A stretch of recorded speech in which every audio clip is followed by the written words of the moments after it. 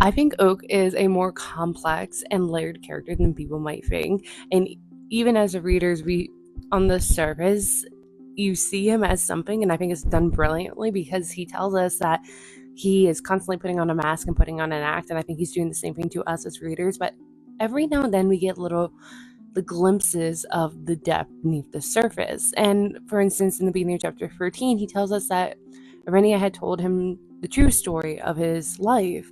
And I want to talk about it because I literally just this morning was watching a video essay about Game of Thrones and more specifically about Rhaegar and how Rhaegar, the only things we know is what other people tell us. And he's become a sort of myth that we don't know what his actual actions, what his actual thoughts were, who he really was as a person because we're hearing all different things, but in general, it seems like good things. And that's the same thing that I think Oak is experiencing because literally this chapter opens with once upon a time, there was a woman who was so beautiful that none could resist her.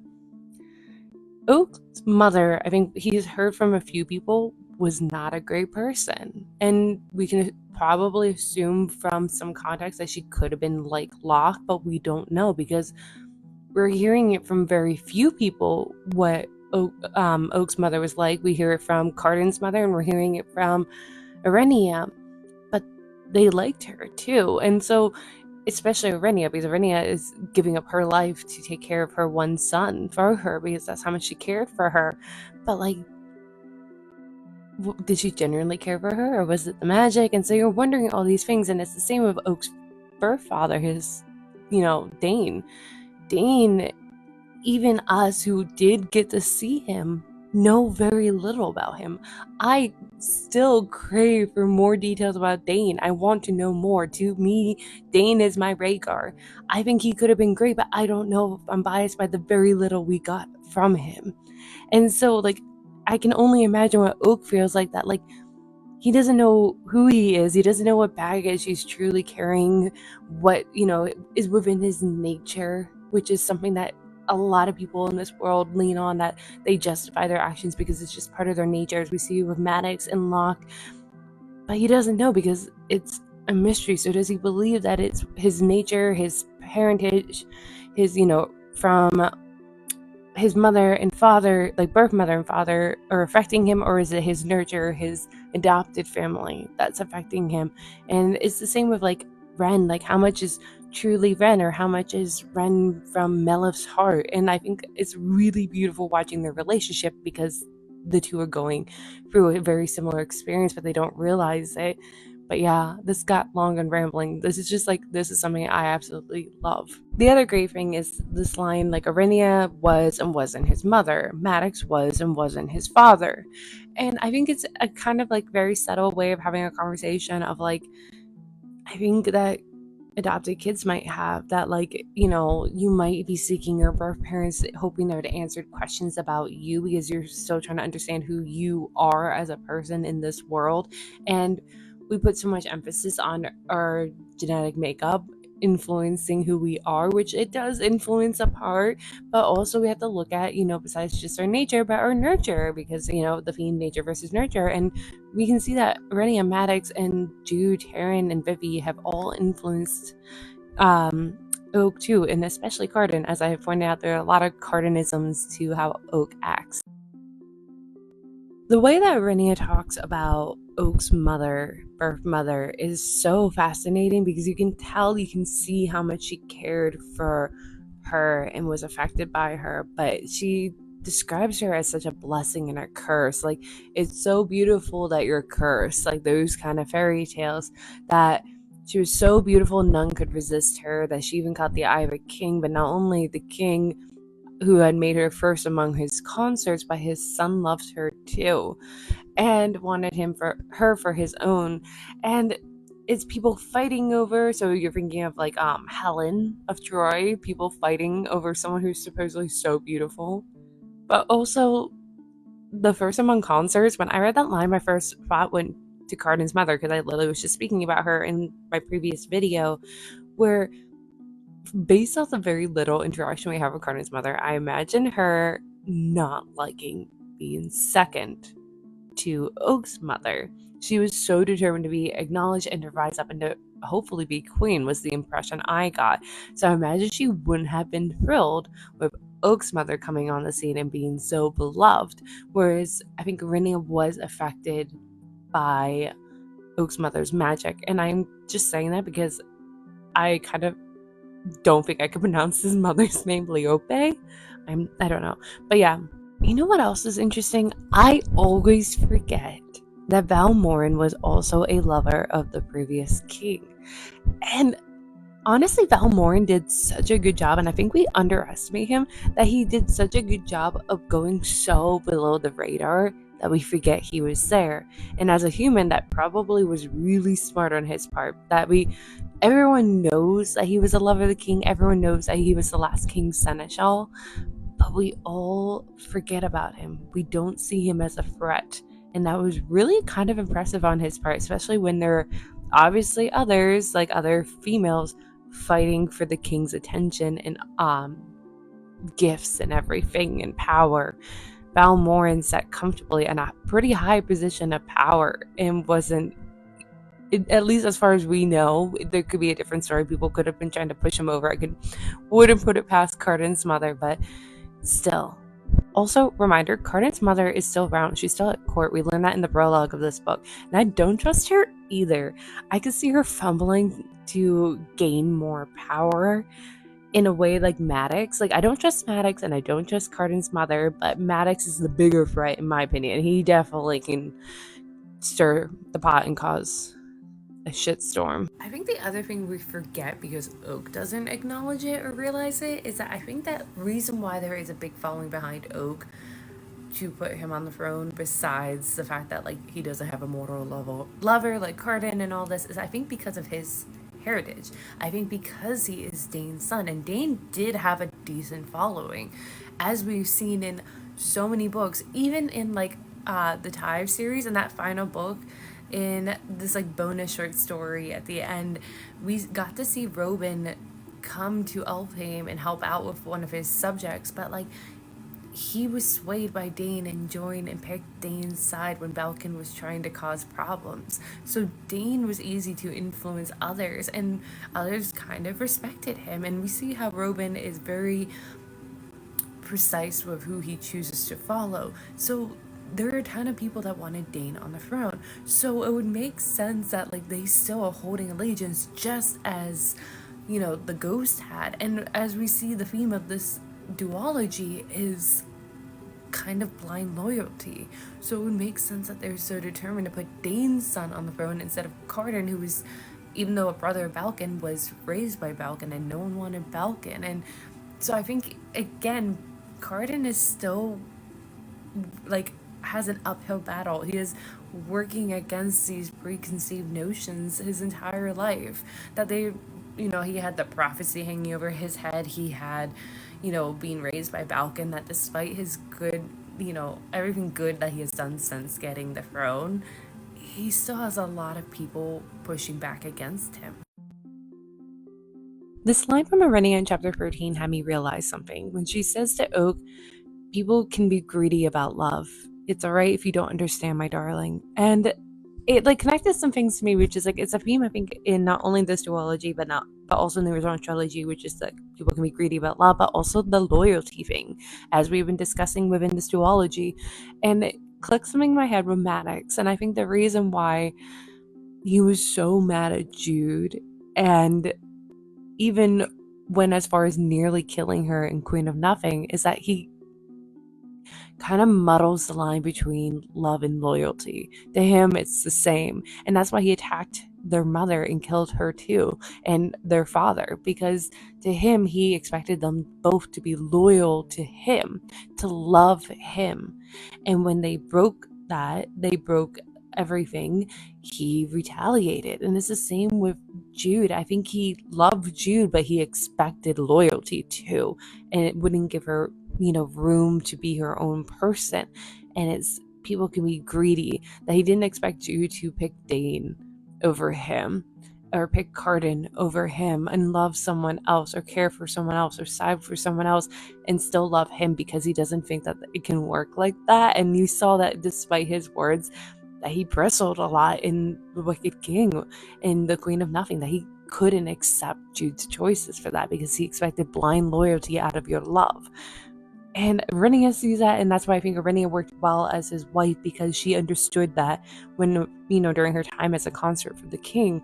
But it's a really wonderful thing being brought up here, because we see that it is the downfall of Oak's mother. We see that it's the downfall of Locke. We see it's the downfall of a lot of people. And he, with someone with a magic that kind of causes people to be enamored with him, understands, I think, more than anyone, that there's a lot of risk behind it. But it's fascinating if you compare him with Locke, because the two of them have the same mother, who watched the same mother go for the same thing, but yet their views are so different. Locke leaned into using his magic and influencing and manipulating others, whereas Oak is so hesitant about it because he recognizes the dangers that it is. And I like it also. It's saying to love someone feels like such a risk, and you want to be greedy because you're putting so much out there, but you kind of have to let it other person choose. And it's an interesting story to come up now when him and Ren are so close but yet still so rocky. I also love this subtle mirroring, because when Oak goes, if he loved her, why did he kill her? And he could be saying this for both Dane and Maddox. And same thing when Rhaenyra says, when you love someone, be better than your father was. She could be talking about both Dane and Maddox. She could be literally talking about both in this instance to him, not either or both, I think. What's also fascinating to me is what Oak says here, that he never thought of the villain of the story, the king's favorite son, as someone with whom he shared anything other than blood. And it's so fascinating to me, as I pointed out in a previous video, that Dane was beloved by so many people, that there's a reason why he was most likely going to be picked, that he had a decent following. And yet, because of Rhaenyra's story, the way that she told it, Oak views him as the villain of it. And it's battling in my head of how to interpret it, as I've said, because we've gotten only a small glimpse of interacting with him in The Cruel Prince, and I kind of like Dane, though at times I have to stop and remind myself that he did tell Jude to stab her own hand, but at the same time we have to remember he was completely shocked that she did do that. So it's Dane is such an enigma, and I really would love more, because there's so much I could unpack with him, and now I want to read the first book because I want to know more about Dane and just unpack him more. Oh, Rhaenyra, you're setting him up. So she's setting him up by saying, you can't help what you are. You can't help being charming. And that is exactly Maddox and Locke's downfall, that they blame their nature to justify their actions. And you don't want that, and I'm glad to see Oak growing up and not doing that so much. But I do like what she says, but look into too many other hearts and you may lose your way back to your own. That is exactly his problem right now. That is exactly his fatal flaw, that he is so focused on pleasing others, on making others happy, that he doesn't know how to make himself happy. He doesn't know how to make himself, that he's put on so many roles to appease others, that he doesn't know who he is anymore. Rhaenyra ends by warning him that don't lose your way, that you can become the embodiment of whatever everyone wants because of his magic, which I kind of like seeing, that this is the fatal flaw of his magic, that his magic does put others under his trance, that they can fall and do whatever they want. And Locke enjoyed that too, but the problem is that you lose your way, that you forget who you are, and we see that is a problem that Oak is facing. But I like that that's the repercussion of the magic. It's a give and take even within the magic system. So Oak returns back to Elfhame, and he sees waiting on the shore, besides a crowd of people waiting, is the Living Council, and he's just describing them, and one of them is Fala, the Grand Fool. And I've never analyzed Fala and his role, because I don't think Holly Black puts people in just because. There's usually a reason. Now, fools can represent a couple different things. In tarot cards, they represent a path filled with unlimited possibilities, inspiring us to take leaps of faith and embrace life's exciting opportunities, which Oak is on. He's in the beginning of his adulthood, right at the beginning of the path towards adulthood, but he has unlimited choices and they're all exciting, and he's starting to dictate what he wants his life to look like, even if he's still a little confused. And this is an exciting opportunity right here, what's going on with him and Ren coming back, possibly to get married. But fools in literature, like in King Lear by Shakespeare, for instance, can take on the role of, for say, the king's protector, and they can be their conscience, voicing their faults in a way that no one else can. So now I really want to go back and see, anytime Fala had talked in the past, it's just like dissect what he is saying, because I feel like there's more to it than what we are led to believe. And that's why, like, Holly Black, like I said, doesn't put things in just willy-nilly. But in this instance, to continue off that, he is wearing purple and pulls a matching purple rose from his hair and chews on the petals. Now, roses in literature often represent eternal, timeless love, but purple, which, the eternal, timeless love makes sense because they're coming, him and Ren, to get married. But purple represents royalty, which they both are. It represents a rarity, which Ren is, as someone who can unravel curses and magic. But also magic, purple can represent, and mystery. But there are some that believe that in evolution, some people are adverse to purple food because often they could be poisonous. Now, don't quote me on that, but I think often purple plants are poisonous. Not all, obviously, because we eat eggplants and purple lettuce, but it would be interesting to think of him eating a rose which represents eternal love, but a purple rose which sometimes can maybe represent poison, that this love is possibly poisonous, is what he's trying to say. Like, who knows, but there's a reason why Holly Black is putting such distinct detail in it, and it's not just willy-nilly. I think it's done for a reason.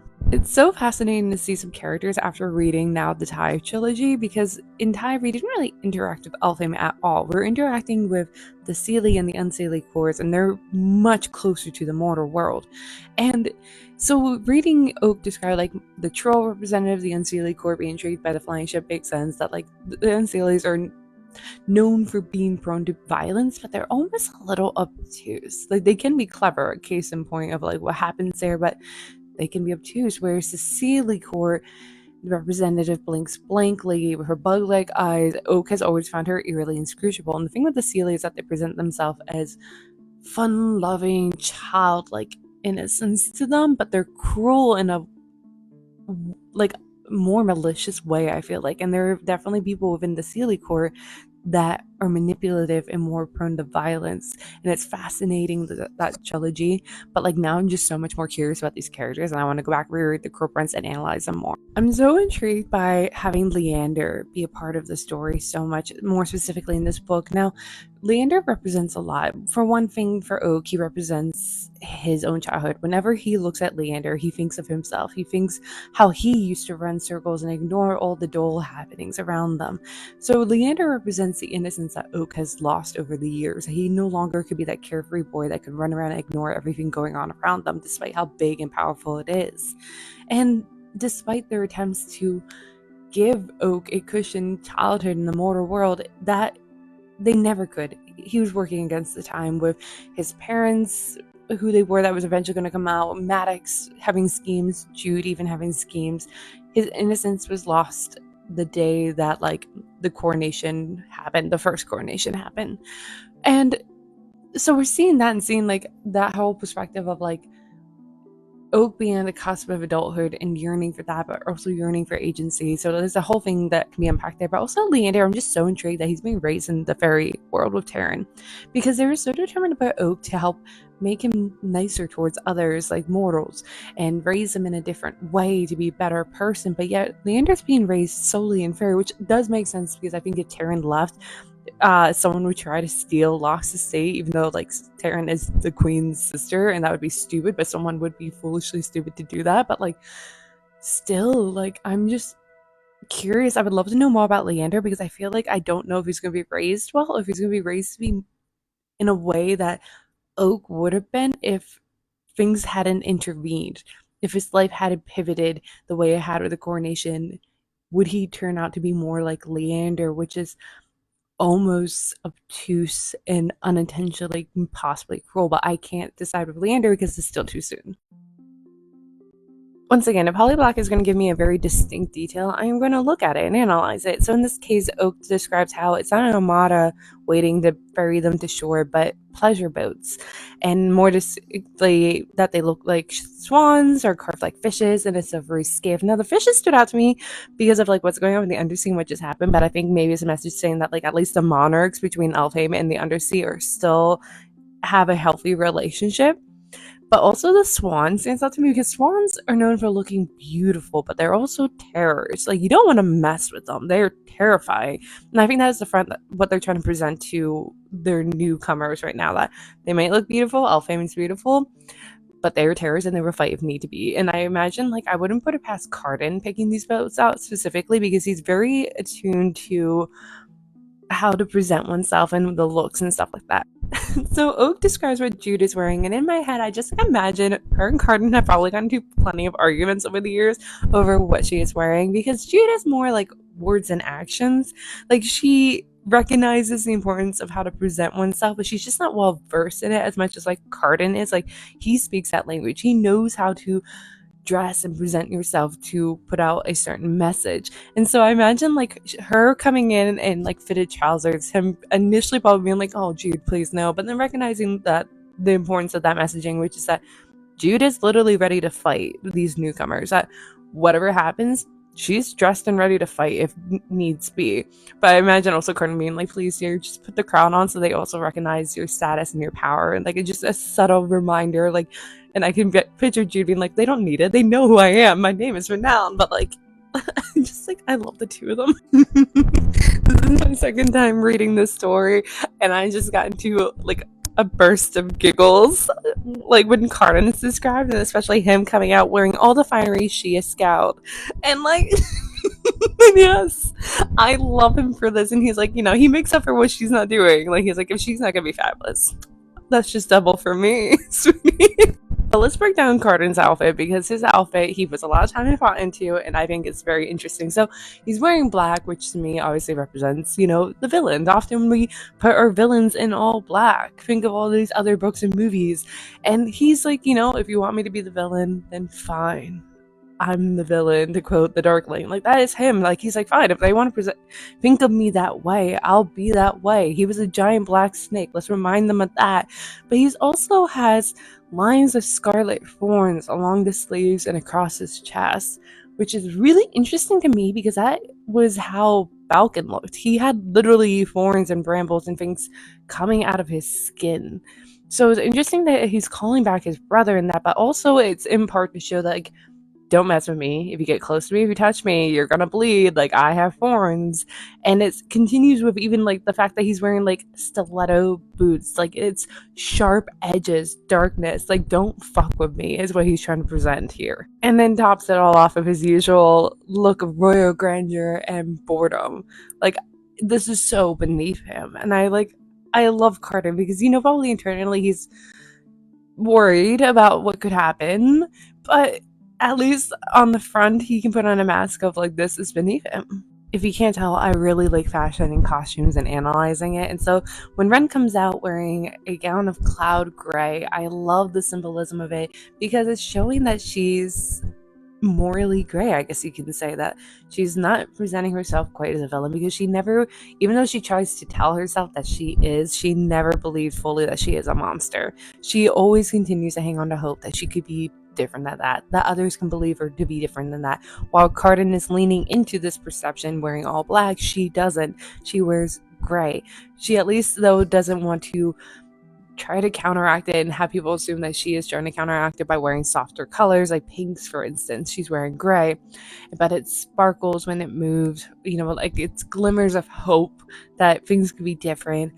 Her feet are bare still, making her grounded to the earth. And she wears an onyx crown, jagged onyx crown. That is the sharpest parts of her, a reminder that she does have teeth. And her hair is completely pulled up with the crown.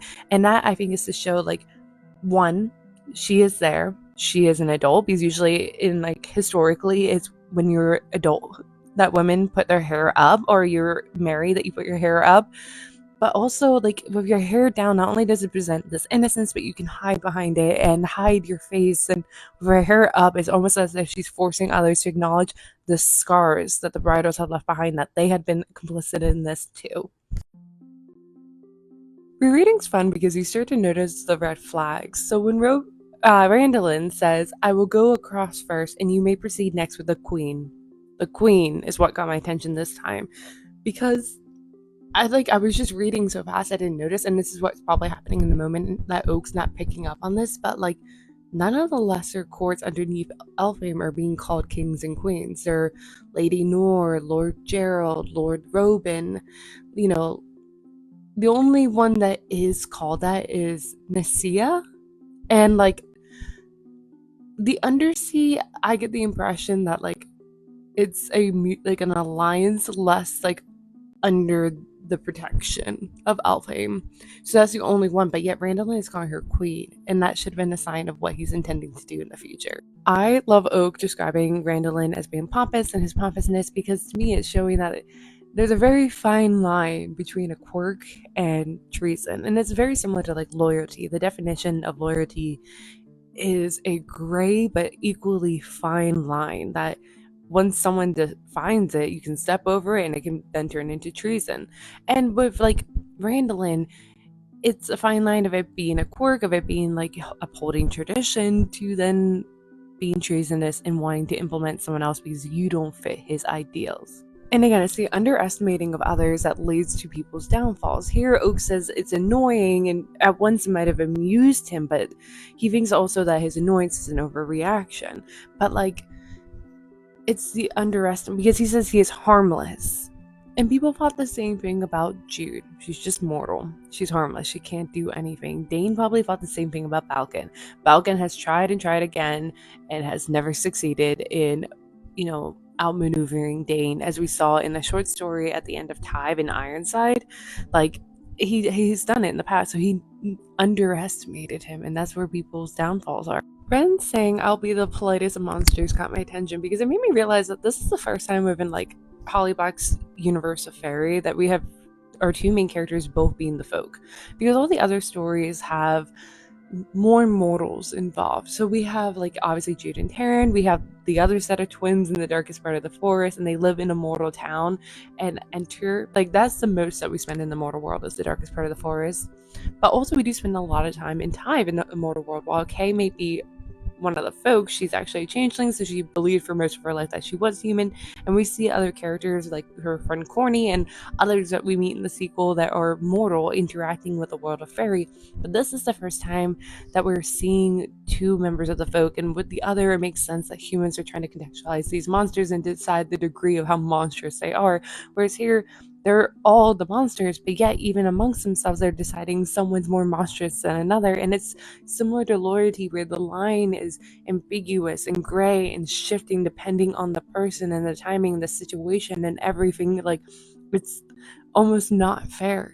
I love this form of mirroring where both Ren and Oak wear masks, that they put on these acts. And I kind of also love, even though it's frustrating, the hypocrisy of Ren hating that Oak puts on mask and not knowing the genuine him, where she kind of does a similar thing. Like, she's starting to learn that you kind of need to put on a mask to exist in this world, but hasn't been able to push outside of herself to realize that he's doing something similar, which makes sense because she is a teenager, that we're still kind of self-absorbed at that moment in time in our lives and can't really think too far outside of herself sometimes. And it's just like, it's so sad, and I love it. And I love that, like, at least Oak, who has been existing within these masks and wearing them a lot longer than she has, and existed in this world a lot longer than she has loved every aspect of her. And like he says it here when he goes, no longer looking like the girl he loved in the weeks leading up to this, but very like the one he has loved as a child.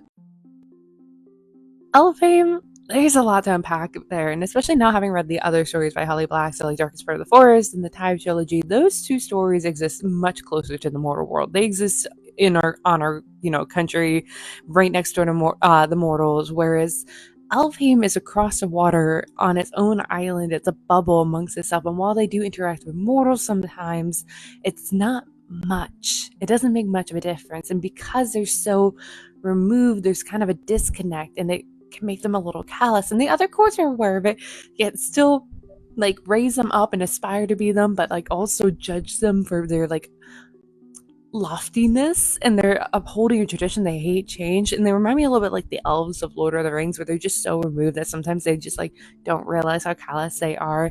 And like, I'm saying that because whenever something different comes in, they automatically assume the worst, which is normal within society. So like, we're hearing here like people whispering witch queen, hag queen to Ren, when she arrives, because she's other, they automatically assume she is a monster and a threat.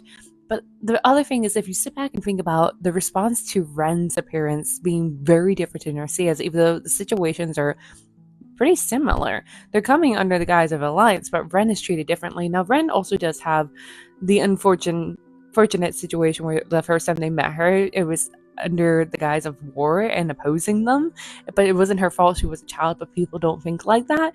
Whereas Narcia, they had a closer supposed alliance, and when she arrived, which we read in Cardan's novella, everyone was fawning over her. They were loving her, trying to get her attention, trying to get her, to like them and accept them and raise them up. And the only one that didn't do that was Cardan, and that's why she liked Cardan. But like with Ren, there's the automatic hostility. And I think Ren is, well, having been in Ren's head, it makes sense that we would assume she is obviously the less threatening of the two, whereas obviously, having read the original trilogy, Nercy and her mother had fought against them. But it's just, it's interesting. These are two identical kind of royals coming into Elfhame, but treated very differently. Now, Jude has always been good with her wards, but not as good as Cardan, and I feel like she probably has gotten even better over the years and have adopted some of his methods. And I'm saying that when she's saying to Oak, "Welcome home, Prince Oak, and congratulations on the completion of your epic quest. Remind me to knight you when I get the chance." And there's so many ways you can unpack that, because one, in this situation of her saying your epic quest, the way that she's wording it, even though she can lie, she's wording it in a way where it's still kind of semi-truthful, not fully a lie, but she's taking ownership, saying that, acting like people can then interpret that she put him on this quest, she put him on this, that she had control, he's not going rogue, that they still have a handle on every situation, that they haven't lost any power. But it's teasing him. There's a kind of sense of like it's a video game, like, oh, you're on your epic quest, like you're like in The Legend of Zelda. And as Oak said, he used to play these kind of games, and her saying, "Let me knight you when I get the chance," as though it's this whole thing, which fits within a lot of the fairy tales that Holly Black references in a lot of her interviews, is stories like that, a princess being set on epic quests and coming back with often brides, like the White Cat story, which Holly Black says is one of her favorites. But there's more probably I could sit here with, but yeah, I love the nuance to her work. Curtin can just say hi and I'm giggling, but like he's hilarious, and it's just like kind of like deadpan humor. It's so funny. His like gallows humor where he says, "And you, Queen Surin, of the former quarter teeth, you've changed quite a bit, but then you would have, I suppose. Felicitations on the murder of your mother." Now, first off, I like that Jude is one that welcomes Oak back, once again noting the alliance, and Cardan's the one to welcome Surin, which you can infer probably the tension that she'd be not happy about that, but also he is the High King. He is technically slightly higher than Jude to some eyes, even though to Jude and Cardan they are equals. So it makes sense, and like they would assume that maybe she'd be a little bit more respectful and fearful of Cardan than Jude. Her changing quite a bit is obviously in reference to her aging since they last seen her, that she is a child, acknowledging that, but also in power in everything. And the felicitation on the murder is very telling to me, because I think Cardan has a very strong opinion on murdering your family, having experienced that, and I think he is very much against it. And by saying that, I think he is trying to gauge her response. If she boasts about it, then he's going to probably assume the worst of her and push her away, but the fact that she stiffens probably was a point in her favor in his book. Ice Needle Citadel is full of old nightmares, Ren says after a beat of silence. I look forward to making new ones. Ren, I am so impressed. That is such a Cardan kind of levels of what you're saying. She's saying two things at once, and it can be interpreted two different ways. One could interpret it that the Ice Needle Citadel was full of old monsters, such as her parents, that they're ruling, they're terrors, all this, and that she's going to make the Ice Needle Citadel a terror once again, that she's going to be the new monster and things like that, that they should be afraid of her. But in actuality, I think the truth of her words is that being back there is full of old nightmares. It was a terror to her. She's still being haunted by it. And going back there, she knows that she's going to be making new ones, that she's not going to be happy. She's just forming new nightmares now for her. The thing I love most about Oak, and more specifically Holly Black's writing, is that Oak's personality and previous actions are coming back and steadily haunting him. Because here, he has always presented himself as this like aloof, uncaring prince. And so I think Jude has been interpreting that he just accidentally finds himself in these situations, and she's thinking that's what's happening here, that he accidentally found himself in a situation where now he's betrothed and doesn't want to admit defeat, doesn't want to admit that he needs help, because she herself wouldn't want to admit help or defeat. But I think she's also looking at Oak and thinking that this is another iteration of Taryn and Locke. I think that is what she is afraid of, and it's kind of clouding her judgment a little bit. But like, she can't tell that Oak's being genuine because I think she's never seen the genuine Oak as far as we know. She's always seen the masked version, and so she doesn't know if he's in danger or not, and she's walking this very fine line in this moment. And also, like, he does accidentally get himself in situations because he kind of runs in blindly, but he is clever. He's also 17 and doesn't have a fully developed frontal cortex. Poor Ren, when Jude says, "So you're to be my new sister," like, I think Jude's intention with those words is to test her, to be like, do you just want to get close to the throne of Elfhame? Should I trust you? Your parents previously wanted to get close to the throne of Elfhame, previously wanted you two to get betrothed for certain reasons that aren't just about love, like, and the best way to test this is to say, like, so you're to be my new sister, not to say, like, so you're gonna get closer to the throne. It's like a veiled answer, but she doesn't realize is that, of course, Ren would flinch because that's all she desires. She told us this in the last book, and it's heartbreaking. Like, I understand what Jude's doing, but it's just like it got right to the heart of what Ren wants and fears. She fears that Jude in the mall would never accept her, and she told us that in the last book too. If we were to believe Oak's words when he says, describes Jude saying that there's a possible admiration in her voice when she greets Bogdana, I think it shows that she's a little bit Maddox of her, that she's constantly kind of like looking for a worthy adversary, and that she hasn't really had one since Maddox and Grandma Mog in the mall, and that she's kind of bored. But it also equally makes sense. She grew up for many years afraid of, like, anyone can come up behind her and attack her. And while she craves safety and security, having it doesn't make her feel safe and secure. It actually might make her more paranoid, honestly. Don't know, I'm not in her head right now, but I'm assuming this. I'm assuming that, like, when you have that, then you can't drop your defenses, especially when you grew up in your formative years in an environment where you're constantly on high alert. It's very hard to change your body chemistry after all those years, that you're just going to be constantly in the fight or flight adrenaline, and you're seeking kind of that adrenaline because that's where you find security in it. And Jude finds security in kind of fights a little bit, and it's just so, like, having it too quiet, I think, makes her like kind of fidget and uncomfortable more than being in an actual fight. I love this little detail of Jude looking towards the ghost to check if what Bogdana said was true, but then checks herself and turns to Randolin instead. And one, it proves that she is human and not perfect, that despite her trying to have the perfect words and to present herself perfectly, she is still human and turns to someone she trusts more and then forgets her role. And I like that little detail because it really adds to her character, and it's little details like that is why I have so many parts for each chapter. I'm really trying to condense it like how I used to, but there's so much I can unpack, and I'm coming in with a wealth of like history and knowledge and world building thanks to the original trilogy and the other books. I think that's why there's a lot more parts, and I'm digging in a lot more in little details here. One of the reasons why this chapter in particular is in so many parts is because there's so much nuance going on. And I love that about Holly Black, that everything that is said is layered. So for instance, when Randolin reveals that the Undersea had attacked one of the contenders for Nasea's hand, one, we know from later events and what's going on that this would be concerning for Jude and Cardan. That part of the reason why I think that they officially announced Oak as their heir is because they need him to sit on the throne as they go to the Undersea, as we learn at the end of the book. That's going to be the next spinoff. But then Cardan's saying to Oak with an amused smirk, perhaps they were worried you might throw your hat into the ring. Despite being betrothed to Ren in this moment, I think him being betrothed to Ren supports Cardan's current theory, which is that Oak might be vying for the throne and might do it in a more malicious way, in a way more akin to Balkan and Maddox, which is unaliving the two of them. And I think Cardan is rightful to believe this because he has experienced this and seen it, firsthand, as we know from the Cruel Prince. Even though Oak is not capable, and we know this, it is justifiable that Cardan might think this and think that maybe Oak only is betrothed to Ren because of her power, because that's what most of his family members would have done.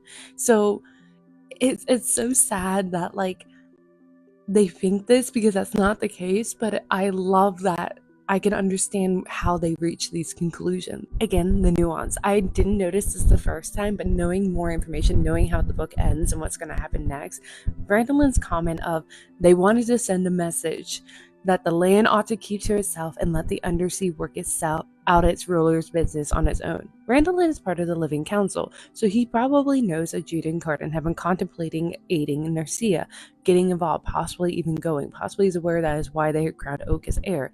Randolin is very elitist, and I think racist too is one way to categorize it, that he doesn't like mortals, and he probably doesn't like the undersea unless they benefit him. And in this moment, he would much rather have someone like Oak, who is tying himself to someone else as part of the land, who is powerful and fae, and that is why he is strongly encouraging that they focus there, which is kind of stupid also on his part, because if they were diverted, it'd be easy for him to overthrow Jude and Cardan. I love Cardan because his answer is their dim view of the treaties gives me a dim view of them. On one hand, he might be talking about the undersea folk attacking them, but on the other, I think he's directing that at Randolin. If you think that is what the treaty stands for, then you are dim. And then says, we will give Nercia aid as she once aided us, and as we swore to do. And here's the thing. It means nothing unless you give it weight. It's the same thing in Game of Thrones. It's the same thing everywhere. That all these systems and confines and vows and loyalties and all that mean nothing unless you believe it does. You could encourage, you could add some incentives, but at the end of the day, it means nothing. It's not binding. They could choose not to help Nercia, but Cardan's trying to say that my word has worth to it. And it actually had me thinking about also the other courts. So having Retive, it's fascinating that the Seelie and the Unseelie separate themselves in a very particular way when their behavior, when you break it down, is very similar. There's a lot of overlap. So the categories that they separate themselves into means nothing unless they give it weight of meaning something. That they need this hierarchy of being Seelie is better than being Unseelie, or being in Alfheim is better than being in the lower courts, of being Fae is better than being mortal. But in reality, it really means nothing, and that is not the case. It's just that they're giving themselves these labels and holding power to it. And so I think, again, words have power in this world, and Holly Black is showing that once again wonderfully and subtly, that words have power to it, but also doesn't have power to it. It depends on how much you believe it, and everyone around you believes it. When Jude offers rooms to them, Ren says there's no need, I can house my own people, and pulls out a walnut, which is she's going to grow into their settlement. And the walnut's interesting because, first off, Alfheim, the throne itself, everything about it, its sigil, is all oak. It's all that kind of tree. And she's pulling out a walnut tree, a walnut. But also walnut represents strength and protection, but also discernment in times like troubling times, which they need to have discernment in this moment. So I love the symbolism of her using a walnut. Again, this is why I love this story, is that every action and word has a multitude of layers to it. So for Ren to refuse to stay at the palace is saying a lie. It's saying that she doesn't trust them being actually being truly protected there. It shows that they are considering themselves still outliers of the throne. But also for her, she's doing it because she doesn't feel right to go there yet. Doesn't feel like she has earned her spot. Jude and Cardan are the most perfect couple. I love them. And they're perfect rulers. I love them. Are they perfect? Actually, no, absolutely not. They probably have fumbled and made mistakes, but I love them together. They're great. The dynamic's amazing. I love how they bounce off each other. So Jude's offering a place, but Cardan's looking at the water being like, oh, very well, I will be the one to ask the obvious question. What have you done? What have you there? I just love the balance between the two of them. Jude's sternness, but his flippin' see. Like, it's great. I gobble it up. Oh, also the other thing that caught my attention thinking about this, because when Ren says, if you allow me a patch of grass, this is where myself and my people will stay. In American history, we all have learned about Johnny Appleseed, of him, going around the pan on his head, planting apple trees. But the thing about that was, like, it was slightly nefarious. He had a lot of, like, religious undertone to him. But and he didn't do it right. You have to plant apple trees a certain way. But the thing is, during that time, the way to claim land and like proclaim that I'm staying here is that you were expected to plant a fruit tree, a tree of some form, to then say like I plan on staying here for the long term. And that is one of the things about the frontier of America. So like her saying this, I think like could also subtly represent that I plan on staying here for the long term. And if you're wondering why I know that, I think I learned it in a documentary during my like environmental science era because I was minoring it in college, and my friend can attest that I brought up this detail a lot. I brought up a lot of Johnny Appleseed details after college, and she was over it. When Jude says, "Is this space enough?" and Bogdana responds with "enough and more than enough," I immediately caught my eye, and I was like, "Let me look up about the walnut tree's roots." And walnut tree's roots can get up to 50 to 80 feet, like circumference, spread it out, and they recommend that if you plan on planting a walnut tree, give it enough space. And I think that is a point. The other point of the walnut tree is that like they're planting this. I don't think Ren happened to have a walnut. It was given to her by one of the hags, and it's to show that like you're letting us, we're planting us here. We're here. Bogdana and Ren are there, but so is the other one from the market. I'm blanking on her name right now. She's the one that cracked open a walnut and gave Jude her just, so the walnut probably came from her. But the roots are there. The roots have been planted, and they're going to steadily grow and invade Elfhame. They will take over. They will suffocate Elfhame. That is, I think, the symbolism in what Bogdana is subtly trying to say, but they've always been there. They already had been planted technically with the other hag, having been a part of Elfhame for a while, and now they've allowed more invaders in, technically here, implanting a seed, claiming their land, as I had referenced also with Johnny Appleseed. So the encampment that comes out of the walnut is described as being white of swan feathers or golden feet, like those are crows. So again, we're seeing swan feathers being brought up, and swans are beautiful. They're regal, but they are terrors, and that's pretty much the front that they're presenting themselves. But white also represents innocence, and then you have like waving the white flag, all those kind of things of Jafit. But then the golden feet caught my attention as I was reading this aloud, because the golden feet, like a crow, reminds me a lot of the Russian witch Baba Yaga. Her house, her hut that was on, crow's feet, and she can ride on a mortar and pestle, but also Baba Yaga sounds very similar to Bogdana. The reason why Bogdana brings up the fact that she and Ren had both saved the ship from the undersea is, one, to sow discord between the land and the sea, to show that like the land is all alone as she seeks her revenge and make them feel that threat. But also she is seeking a boon, because remember, in this society is a give and take society, is a society of exchanges where every action gets something out of it, whether it's good or bad. Like 95%, very rarely do like someone, like their outliers, do something out of the goodness of their heart. And it's anything. For example, Tadafel is working under Maddox's servitude to work off the fact that he had saved or like relinquished her husband's life instead of killing him when he rightfully could have. And that's how this world works. She didn't want to be relinquished from her servitude. She was offended when Jude offered, because that's just how the society works here. It's a give and take. So right now, Bogdana is hoping for a boon from Jude and Cardan for this. I love that both Oak and Bogdana are trying to like hype Ren up to like Jude and Cardan for like the same and yet different reasons too. Like they're both trying to hype her up so that Jude and Cardan accepts her and lets her in.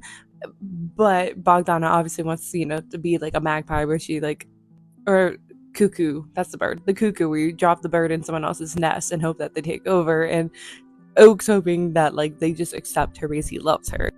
So when Oak's like, surely Maddox had told you about this, friend helping out, and Jude responds with, he told me many things. And it's funny to me because when you stop and think about it, that Maddox probably like very briefly gave her the highlights of what happened with like Oak, Ren, and himself, and has probably spent the majority of his time giving her unwanted advice, telling her what he thinks that she should be doing with like the current situations and things like that. And Jude's probably like, please fucking leave again. Again, red flag for Maddox. I will never trust this man. I will never trust him. I like him. He's entertaining. Never gonna trust him.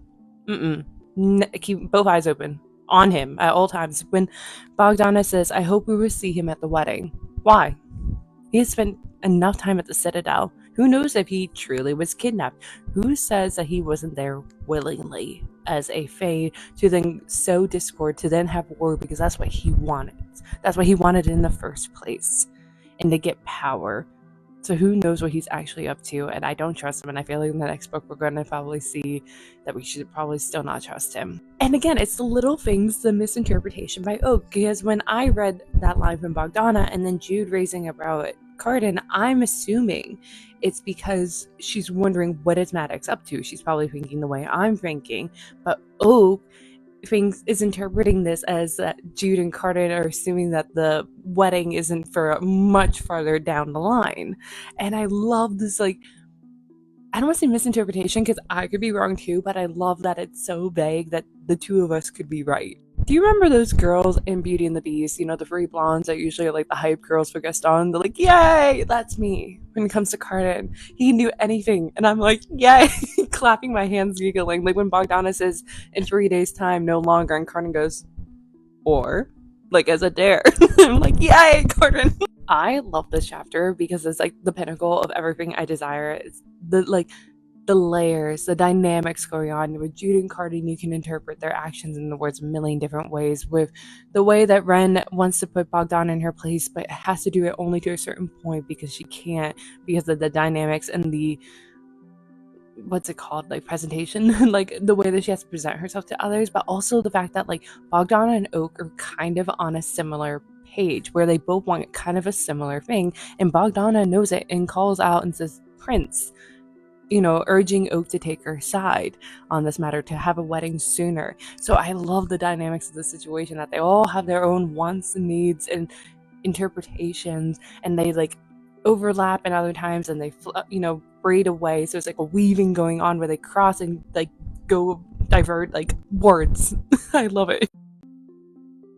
Again, I would have been kicked out of Elfheim so fast. Like, I would have been Cardan's type girl. Literally, I would laugh at anything he says. Like, him going, what a clever nut. Me dying in the background, like, crying from laughing so hard. And they'd be like, it's not that funny. But, like, it is, if it comes out of his mouth. I love that Oak is very much aware of the magnitude of what is going on around him. However, I don't think he realizes it the same way that Ren does. Like, Ren's hands literally trembling and she's not saying much as Oak is making a promise, and he tells us that she has this look like she's expecting betrayal, but like, she's not wrong. Whether he's going to betray her or she knows that they're on the cusp of something happening, whether it's going to be coming from Jude and Cardan or coming from Bogdana, and her and Oak are going to be in the middle of it, whether Oak's going to be a part of it, whether they're going to have to pick sides. She doesn't know, but she knows that they're on the cusp of something, and it probably feels eerily similar to the last time she arrived to Elfheim, when there was on the breach of war. And I think she hates that because the outcome of that did not go in her favor, and I think she's afraid that history is going to repeat itself.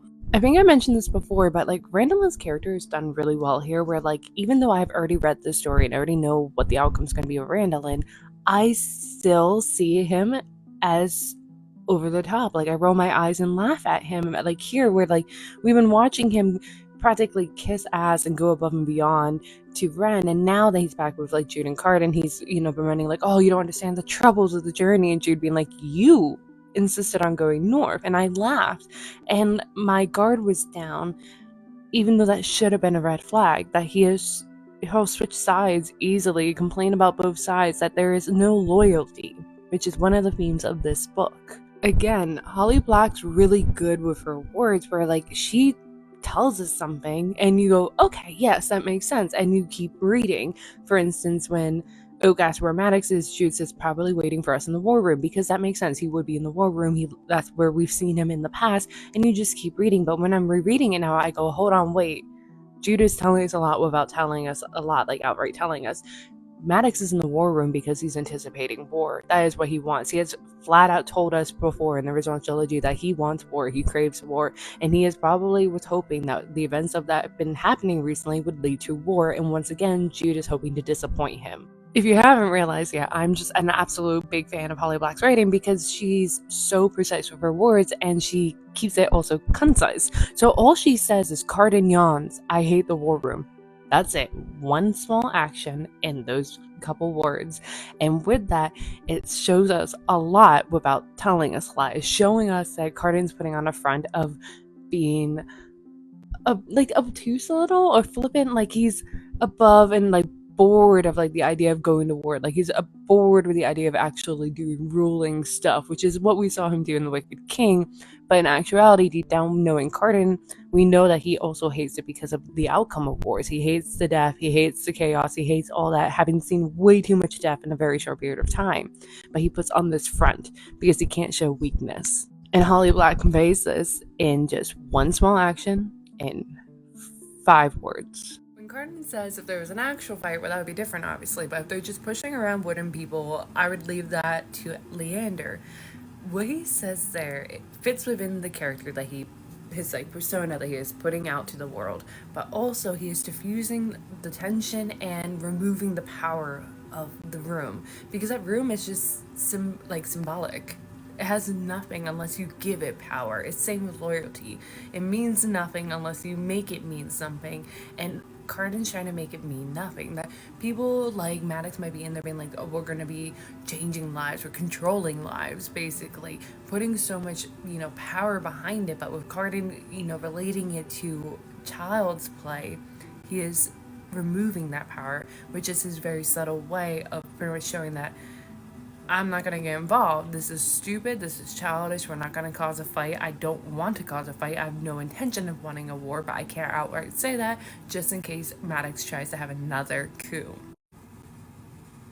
Now, I've already made a video sharing my personal beliefs about the whole Jude and Cardan potentially being pregnant and how I'm like 97% sure that is not the case. However, I'm not disagreeing that Jude and Cardan couldn't be great parents. Case in point, seeing how Cardan interacts with Leander is really cute. Though interacting with someone else's kid is a very different thing than having to do with your own kid. But I also think that that is not the point of Leander and Cardan's relationship. Leander is supposed to represent this childlike innocence. For Oak, it's his childlike innocence that he used to have. There's a lot of similarities with how Leander interacts with others and his personality and things like that that is like identical to how Oak was in the original trilogy. So for Oak is a representation of what his childhood had looked like prior to Maddox then trying to steal the throne and then Jude getting involved and then now he's an heir. But also Leander represents the childhood Cardan never got, that Leander gets to be beloved by so many people, that he gets to be kind of like have fun, be close to the throne, and have a little bit of power, which I think is what the childhood Cardan would have liked for himself. To be so loved, to have a little bit of power, and to kind of get away with things and just have fun. And I think Cardan wants him to just have fun without the weight of all the things and like all the trauma that Cardan had. And again, I'm not taking it off the table. There's a possibility, but I think Holly Black was kind of subtly telling us without telling us that it's not happening just yet, with Oak saying this, that he wonders if Cardan looks at the boy, sees Locke, and the boy wonders if he sees the child he and Jude do not and will not anytime soon, it seems, have. It could be red herring, I'll admit that, but I think Holly Black is trying to tell us about telling us that this is not going to be a possibility, because I think Jude still, at the very least, as I've said in a different video, has a very big thing about security and control. And with everything going on right now in this duology, and then everything that is set up to happen in the Undersea, she doesn't feel safe enough to be able to have a kid in this world and protect it. And I feel like she would need to go through that trauma and like control issue before having one. I again love the way that Cardan's trauma is manifesting itself now, because the event with his family all being unalived in front of him was traumatic. His relationship with Balkan and Dane was traumatic. And so with Oak having the like nephew of his of blood, he is assuming the worst, again going to nature versus nurture. Like, is he going to, within his nature, do something equally terrible? And he really did not have a good relationship with Dane. So like, it's no wonder that he is watching Oak so warily, that even when Oak wants to talk to him privately, he narrows his eyes. And I like that despite the years, despite having this healthy relationship with Jude and her family for the most part, he hasn't been able to get past his earlier trauma, and is manifesting here with his relationship with Oak. I also really love the little details of like the food between the two courts. So like when he was eating in the Citadel earlier, it was, fish, it was pomegranates, it was cold, it was a little bloody. Here it's just so decadent and different. Like it's honey cakes and roasted chestnuts and cheese and fruits. So it's like I love the differences even down to the food. With this line by Oak that he thinks the abundance he has taken for granted all his life surrounds him familiar as his own bed, it tells us a lot. It tells us it's a very similar thing like in traditional fairy tales of like when princes go on quest, they then return more kind and caring and like open-minded and stuff like that. And that's what's happening here, that while Oak was a kind person to start off with, he never really had that much of a trial. Like he never really had that much, you know, problems. While he was technically exiled, in his own words, away from Elfhame, he lived in comfort in the human world. He lived in comfort here while like his life wasn't perfect and there was always threats of coups and, you know, assassins and things like that. His life wasn't as hard on like the like smaller scale of like, you know, sleeping in a warm bed and having good food and things like that until this quest. And so it's kind of changed his perspective. In an earlier video, I'd mentioned how the persona that Oak has been carefully curating is now, you know, biting him in the ass with his interactions with Jude earlier in this chapter. But then he tells us kind of outright in a very lovely way without being like eye rolling outright, where he says that he can see in Jude's face that she believes he took a foolish risk recruiting Ren to his quest, that he trusts too easily, and that's why he often winds up with a knife in his back. It's what he wants her to believe about him, what he has carefully made her believe, and yet it still stings. Because in this moment, he needs her to believe something else, but he's been, you know, crying wolf for so long that it's hard for her to believe anything different. Now it's the same thing with Cardan, that she believed this one version of Cardan for so long that when he was being genuine, when he would outright tell his feelings to Jude, she wouldn't believe it. She would only gonna believe it when he would mock her in a mocking tone, tell her how he felt about her. A big aspect of this entire series, both the original trilogy and this duology, is this like parent-child relationship or parental figure relationship. You see it with Maddox and Jude, Balkan and Cardan, Ren and Bogdana, and even here with Jude and Oak. And it's usually like the acceptance that like the child is now kind of adult and has more agency or craves agency, and you want to either protect them or you want to control them depending on the characters. And so here with Jude, you've seen this hypocrisy that she hates that Oak put himself at risk by recruiting Ren and literally saying that he didn't know what she thought of him. Whereas like it's hypocritical because Jude did something similar. Cardan could have turned on her, could have harmed her. He had all the power technically, despite her front of looking like she had power in the beginning. And the same with Dane. Dane had all the power, but she took the risk and steadily poisoned herself because she thought the risks were outweighed by the benefits. And I get what Jude's doing because she has always kind of saw herself as almost a parental figure. She's trying to protect Oak, give him a better life, better future, and she kind of has. He does have a better life than what she had, a better childhood. However, he still needs to make his own mistakes, and you can't completely protect a kid from everything, you know, change everything to be able to protect them overnight. It's a lot of work, and you're still going to have problems, and you kind of have to accept that they need to figure this out themselves. So you just do your best. I don't think I appreciated this conversation between Jude and Oak as much the first time as I am now, because I'm seeing the similarities when Oak is saying that he betrayed Ren and is afraid that she'll never forgive him, and Jude responds with, well, she's wearing a ring on her finger. She's seen the similarities with Oak and Ren's relationship to Jude and Cardan's, because Jude and Cardan felt like they betrayed each other so often because they didn't trust one another. And she felt so betrayed when Cardan had exiled her because she was so blinded by her preconceived notions of him to realize that he was planning a very poorly planned scheme. But like she still always wore his wedding ring. We see that in Queen of Nothing. She told us that she never removes his wedding ring because I think a part of her had always hoped that that was wrong, that he didn't mean to harm her or betray her like that. And I think that is what she's trying to steadily tell Oak, that there is still hope, even though on the outside she doesn't want to admit this, because on the outside it seems like Ren is not a good person, not a good fit, and you should be fearful of her. But is kind of has to admit that like Oak is reminding her maybe of herself and Cardan, and that there's maybe something there that she doesn't see just yet, because if she takes a step back, her family were uncertain about her relationship with Cardan. On the outside, Cardan seemed like just as much of a monster and a risk to Jude as Ren does to Oak in this situation. The rest of their conversation, I think, is a test of Oak's loyalty, again, going into the theme of loyalty, but also to steadily make him, like, remind him about telling him, but having him say out loud that Ren could be of risk by saying, like, you know, she has magic. Dad explained that she has a unique power, and he has to say that, yes, she can unmake things. And when Jude asks people, he has to nod and accept this.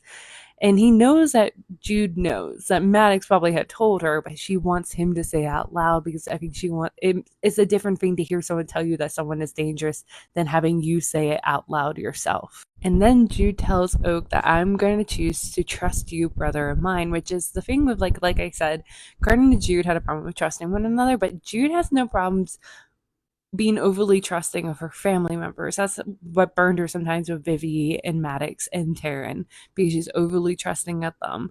So I think like that is her blind spot, is her like family makes her overly trusting of them sometimes, and sometimes they don't deserve it. Just as a reminder, Holly Black is an excellent writer. She is very conscious of her words. She is precise and concise with them. And so she tells us a specific detail. There's a reason for it. So in the beginning of chapter 15 with Oak describing this familiar mess, it not only is setting the stage so we're not in a blank room, but it's saying a couple different things. On one hand, it's showing us that he's lived a lifetime from the last time he was in this room to now. However, there's this familiar mess that nothing in Eltham has changed. It's still a mess here. No one else has changed, only he has. But also the way that she describes his mess tells me a little bit about his personality, in my opinion. The piles of paper on his dresser and desk, the books in untidy stacks, and if they're not in untidy stacks, they're shoved back in the shelves in odd angles. And to me, that tells me that he gets so excited in the first part of like an idea, a plan, a scheme, that he pulls things out, gets excited, does all these things, but it's the latter half that he falls through on, that he like leaves a mess behind, that he doesn't follow through on the latter half. He likes the first part of schemes and ideas and plans. So I love that this showed us a little bit more of Oak's personality without like outright telling us his personality. Just as a reminder, Oak is a bi icon. He has still kept on his wall this napkin with a number of a boy he met at a movie theater written in ballpoint pen.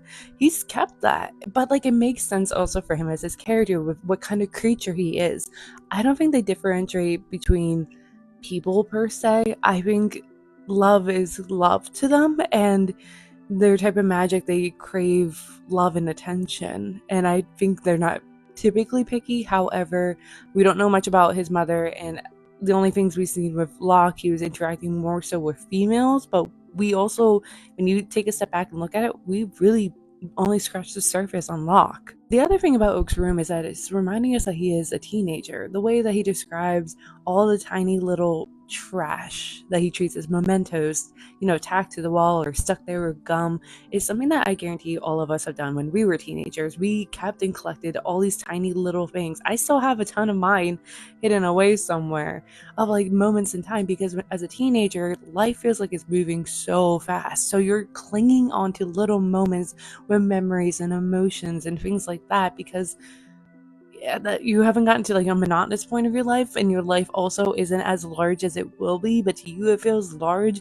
And also at that point you're like a bag of emotions and like hormones, so you tie emotions to a lot of these things. And so I like that it's a reminder to us like of Oak's age, and like an understanding like, hey, he is a teenager, this is why he's thinking and feeling the way he does. And Holly Black's really good at capturing that. This line from Oak caught my attention. He says, with a sigh of disgust at himself, his father, and his apparent paranoia, he stabs a dagger into the wall and grabs a rope.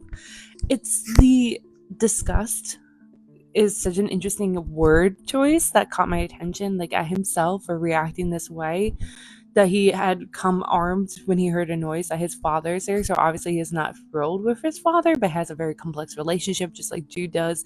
But also his apparent paranoia. But the thing is, his paranoia is stemmed mostly probably from his father, also from personal experience of like actually having assassins come into his room. And there's a reason why he keeps a dagger under his mattress.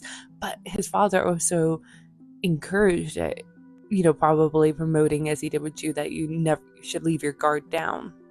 And I just like, it makes me sad that like he does live in the state. While they try to give Oak a better childhood, he still exists in the same kind of paranoia that Jude had. So I feel like this is the first time in a while that we're getting this like new kind of description of Maddox, or even a description of Maddox, and it's described that he has an eye patch covering a quarter of his face and a twisted black cane. So one is showing like, look how far he's fallen from when we first met him, that we should like think that he's weak, but he's not weak. He's not, even with a cane, that as all deceptive. I think it's it could potentially be a performance, a front.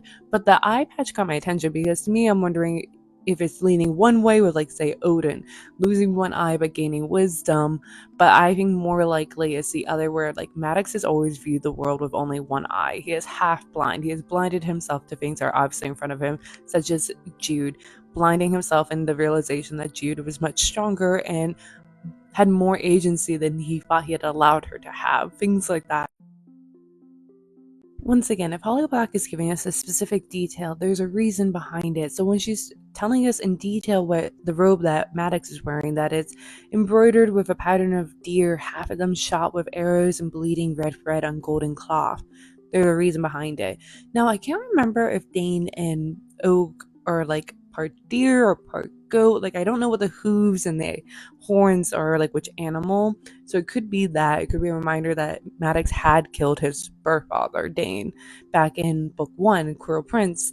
But also it could be a representation of Elfheim, because the golden cloth is obviously a symbol of royalty, and gold is part of the Elfheim emblem. It's gold and green, I believe. But also, deer are typically the kings of the forest. They're treated, royal, regal, and here they are being shot down. So is Maddox subtly letting us know that he's not done trying to vie for the throne?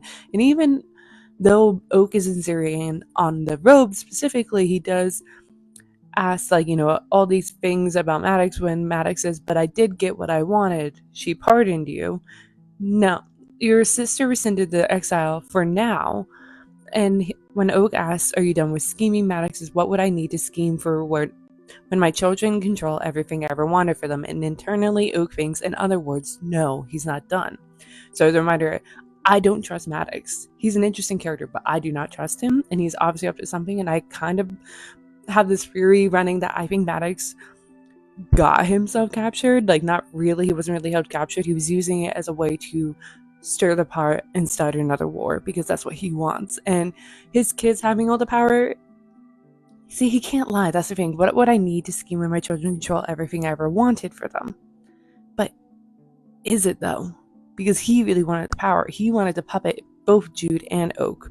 So what is he really trying to say here? I do love how every conversation with Maddox is like a battle. It's him excited for a battle. He sees everything as a battle. But also, I imagine him always kind of like talking down, like he acts like he has all the cards and is hinting that he has all the cards, but it doesn't want you to know exactly what the cards say, even though probably he doesn't have everything. He just acts like he does, or thinks he does.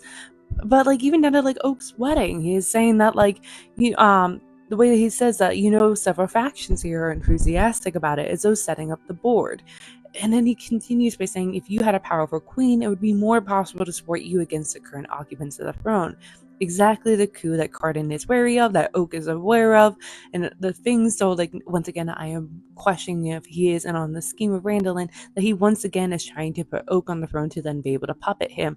But I think Oak at least is making him well aware that he is aware of this, and he is not supporting it, as he says, since I haven't made myself look as though I would make a competent ruler. That he's very much aware and had purposely been shooting himself in the foot, that they can't because he's made himself look not competent. At least that's what he thinks, but he doesn't realize that competence doesn't matter. It's the blood idea, it's the fact that there's a mortal on the throne, and the fact that also that he is the blood of Dane and people like Dane, and also that he can be puppeted by some, is what some people believe. I don't know if Maddox just isn't sly, or if he's so bold in his assumptions that he thinks he's still safe to outright pretty much say to Oak with very poorly veiled, like, words that, hey, we have a faction. There are people that are going to go up to you and your queen to introduce themselves. These are the people that are going to be on your side. They're going to support you in your faction. If you want to overthrow your sister and Cardan, we're here. And he is setting him up very outright, saying, like, let's do this. Because, one, in the past, he hasn't learned his lesson because he hasn't really been punished. Yes, he's been exiled, but he's still been in communication, obviously, with people that he's very familiar with, the factions, because he's been steadily stirring the pot and causing the factions to happen, causing these alliances to happen over these years. He's not really been in exile. He's just been lying in wait. He wasn't punished. He wasn't executed as he rightfully should have. because of familiar ties, and he is leaning and depending on these familiar ties and Jude's blindness towards her family to once again vie for the throne again.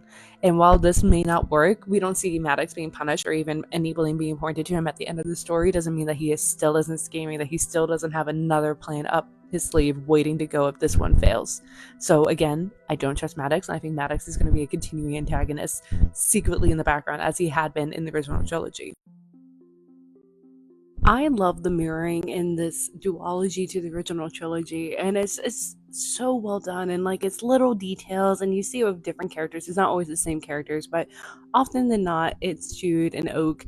And for instance, here where he's saying that, like, Oak's family is used to thinking of him as someone who needs to be taken care of. Even Maddox, he's noting, like, I literally just saved Maddox, yet he still thinks I'm someone that needs to be care of, that I can't handle the machinations of court, which is very reminiscent to how Maddox interacted with Jude. Jude executed a successful coup, but yet Maddox still saw her as a child that needed guidance by him.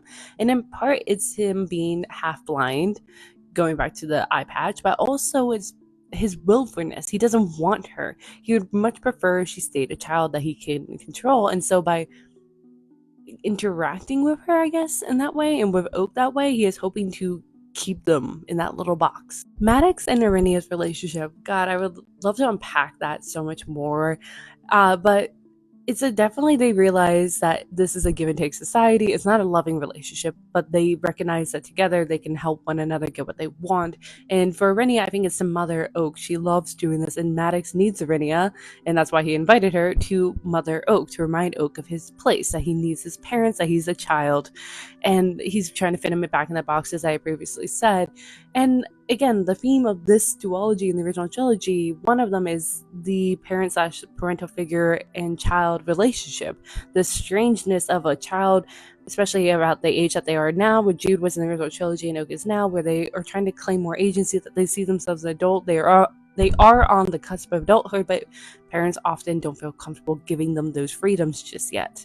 And it's this like butting of heads going on. By the way, I'm sorry that it's dark. It obviously is about to rain, I think, and I don't like the lighting when I turn my lights on. I'm so picky.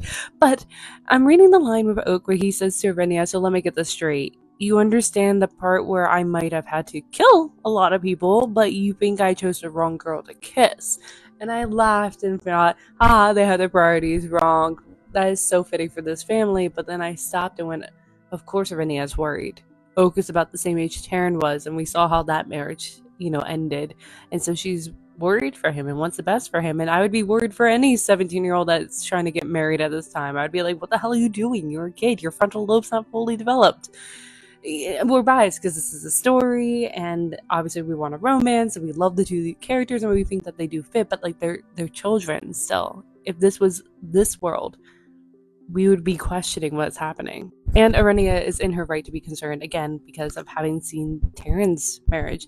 Jude and Cardin's worked out, for the most part, in their favor, getting married at roughly the same time, but Taryn's didn't. And to her, Taryn was the one that she was closest to, watched, and there's similarities, I feel like, between Taryn and Locke and Oak and Ren in her mind. She doesn't see how they're more like the Jude and Cardin. As Oak had mentioned, he had always made himself look like the worst choice to inherit the throne. He has purposely curated this persona, but now he is upfront with Irenia when he should have been upfront with Maddox. He didn't. He listened to Maddox go on and on about this scheme of what's going to happen, but with Irenia, he at least feels comfortable enough to tell her, no, I do not believe I will outlive Jude and Cardin, nor do I imagine myself getting the crown, nor do I want it.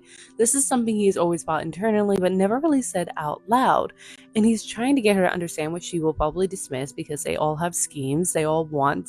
Irenia has changed her mind and wants Oak on the throne now, so does Maddox, probably thanks to Maddox steadily over the years changing her mind on this topic. But Oak is trying to make it clear as he realizes that there's a lot going on. Cardin is looking at me weird. I don't want to betray them because I don't want this, and I don't think I deserve this. And he knows that everyone is scheming right now, so he wants to kind of nip it in the bud, like being like, I'm not gonna go behind this, which is, it's mirroring the original trilogy, that he had no say over them using him the first time, and he's trying to, drag his feet and say, no, I'm not going to do this again. I am going to have a say in this. This conversation with Rennie is interesting because Oak's like, Jude has a kind heart because Rennie is saying that you should be there, you have a kind heart, you'd be good for Elfhame. And he's like, Jude has a kind heart. But then when she says that they take in the Kelpie that joined them in the first book, he says, what happened? And Arrhenia shrugs and says, what were you saying about your sister having a kind heart? But then reveals shortly after that, like, the Kelpie is being treated as a guest, not quite a prisoner. Like, he can't leave, but he's not being tortured. It's that I think Jude puts on this persona that she has to do these things because she can't have people overstepping her. So she puts on this act that she is terrible, but really she is kind hearted. She wouldn't do something like that. But she would be probably on the cusp of it if it comes to her family is at risk. We've seen this before. However, Arinia obviously is trying to manipulate Oak by trying to convince him that he is the better option, obviously. And she's never been a fan of Jude unless she fits the needs that she has in the moment. And we see it continuing with her depiction of Ren. She says, I saw her as a child. I remember how she was. And Oak's like, tortured. Ren was scary because she was a child that was tortured and chained. She was like a feral animal because they treated her like a feral animal. And anyone would become like that if they were put in that same situation. Anyone would be that scared and lash out. That is very capable, and it was nothing against her. She has grown and changed, and deep down, she is not a monster. Oak sees that, but that is her biggest fear we saw in the first book, that she isn't entirely certain that she isn't this monster that everyone has been telling her she is for all these years. And Arinia, who has big plans, she is like one of those kind of conniving mothers, a little bit Cersei-like, I guess you can say, where like she has this preconceived idea of what she thinks should happen. She thinks Oak should now inherit the throne, even though before she wanted him nowhere near the throne, saw the danger of it. But now she wants him on the throne, and Ren doesn't fit this picture that she's been curating in her mind, and so she's trying to manipulate him because Arenia fits within the more feminine style, which is using your words, and Cardan fits in the style too. It's not typically all feminine, but Iridia is going to manipulate people and use her words to convince them to not do something because that's all the power she has. She doesn't use her physical power like others, like Jude and Maddox.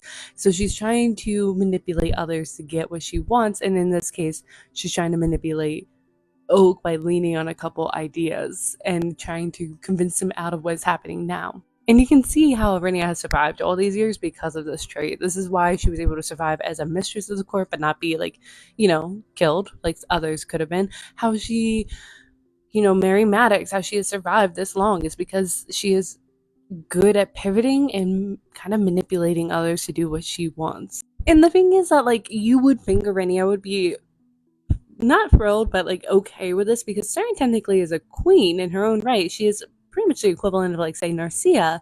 However, she's not. She thinks less of her. She said that you've grown tired of the far more fascinating girls and few boys too. The court rumors would be true. Your Saren is dull without grace or manners, and furthermore, and you see the elitism again. Because here's the thing: when you read the other books within this universe, you see in like Darkest Part of the Forest and Tyve that like the other courts are looked down upon by Elfhame. That Elfhame is far above the rest of them. They're elitist, and so it makes sense that Rhaenyra thinks that he should be marrying someone within Elfhame.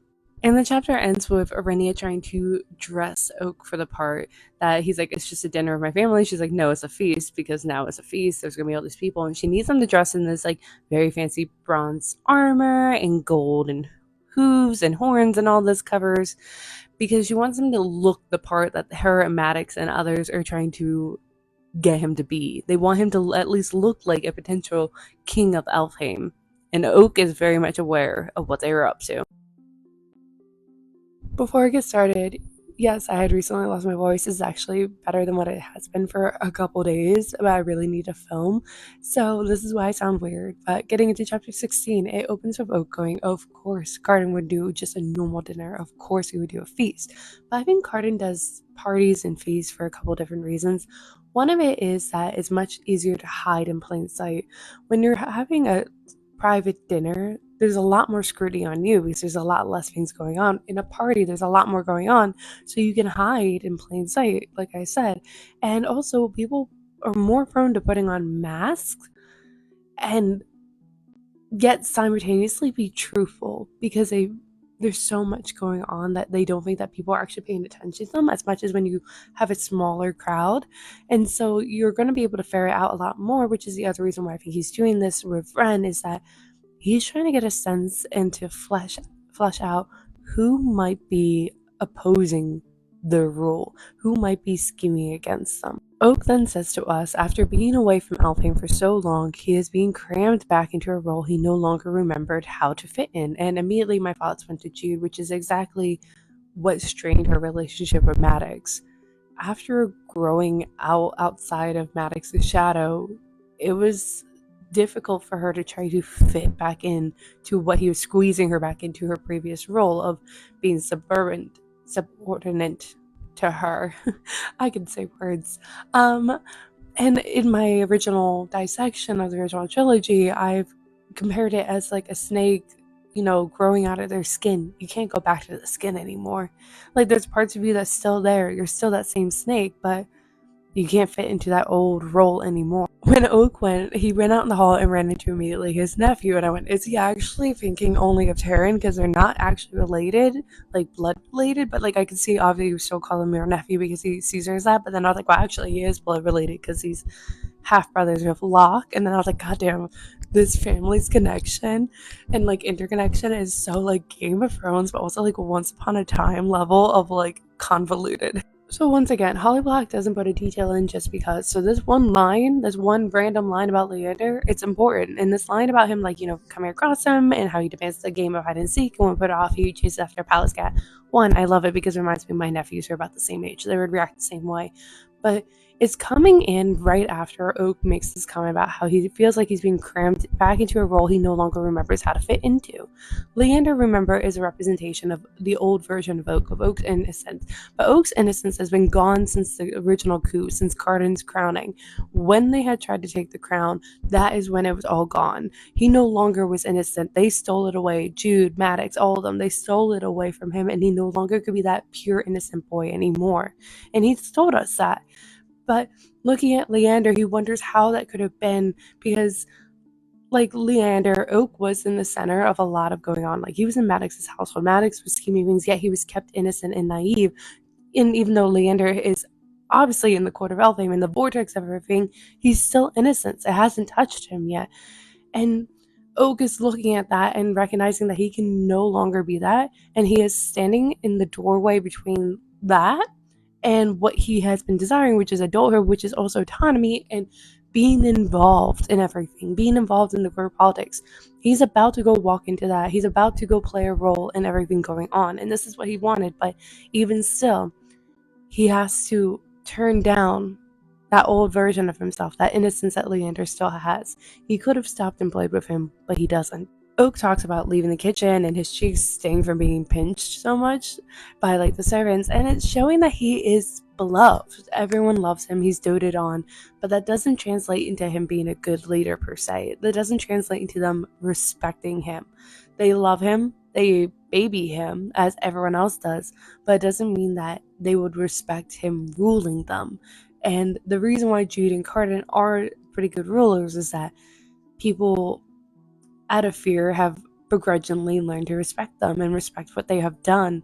Whereas, like, I don't know if Oak would ever achieve that, and Oak's very much aware of this, but others aren't, like Arenia. But the problem is that Arenia is blinded by this idea that she has for him and is willing to ignore the warning signs that Maddox is setting him up to be used again.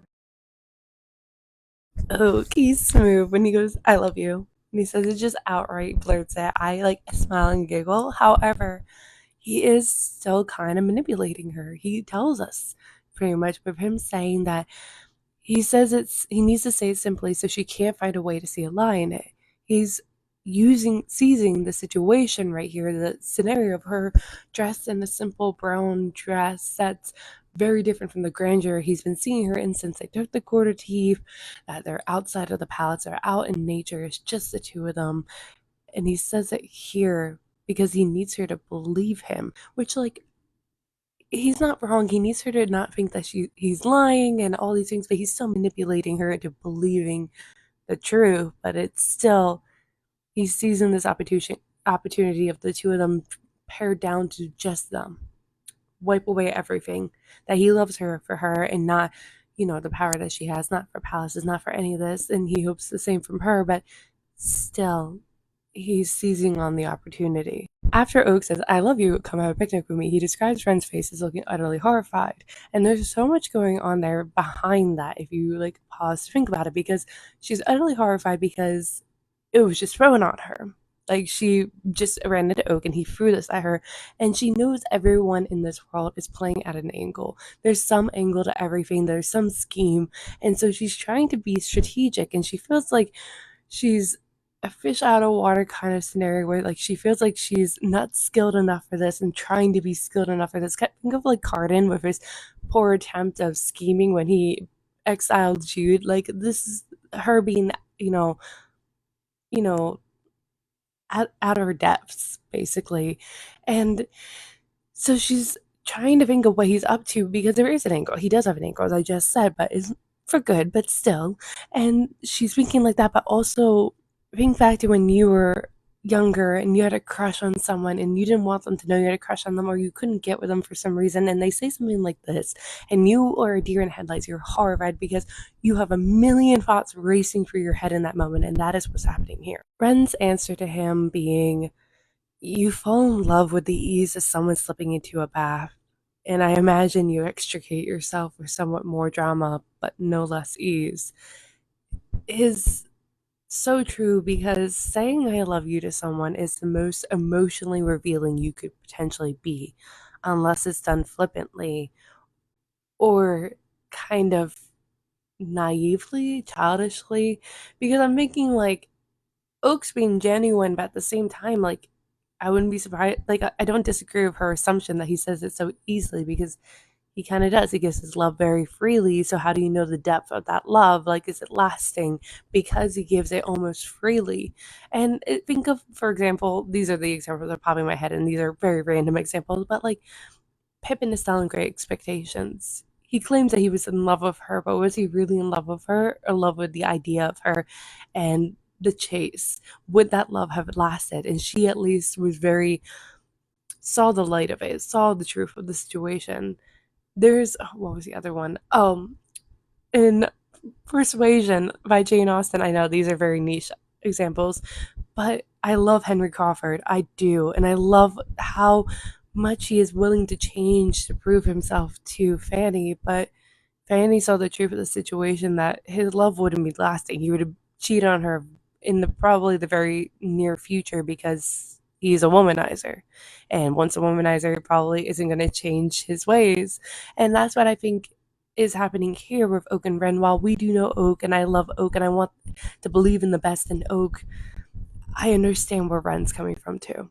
And to continue off that, she says, call it off. Oak says that seems like an excessive response to declaration of love. And she says, still call it off. And there's a lot of things going on here. On one hand, it is her noting that she does not argue with him thinking he loves her, because fairies can't lie, but she's seeing him as someone that gives love very easily, and it burns hot and fast, but it also dies out equally as fast. And she was recognizing that this is only going to cause her so much more pain down the line if she lets this happen than cutting it off now, but also recognizing that even though they're trying to dress simply, they're standing out in nature alone, they still are who they are. They can't ignore their positions of power and what kind of mess this will be down the line, and the heartbreak down the line.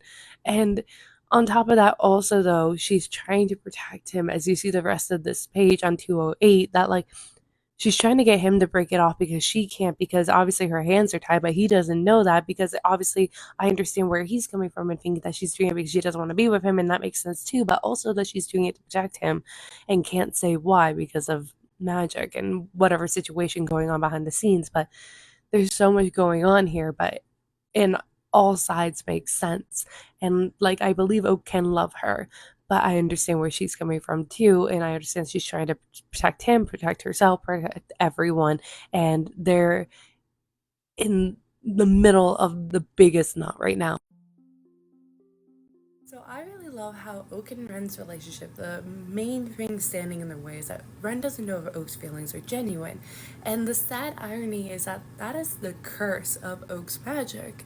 That for him, everyone loves him, as he tells us here on page 209, but he never knows that they're being genuine, if they genuinely want to be around him, or if it's because of his power, if they genuinely love him, or if it's because of his magic.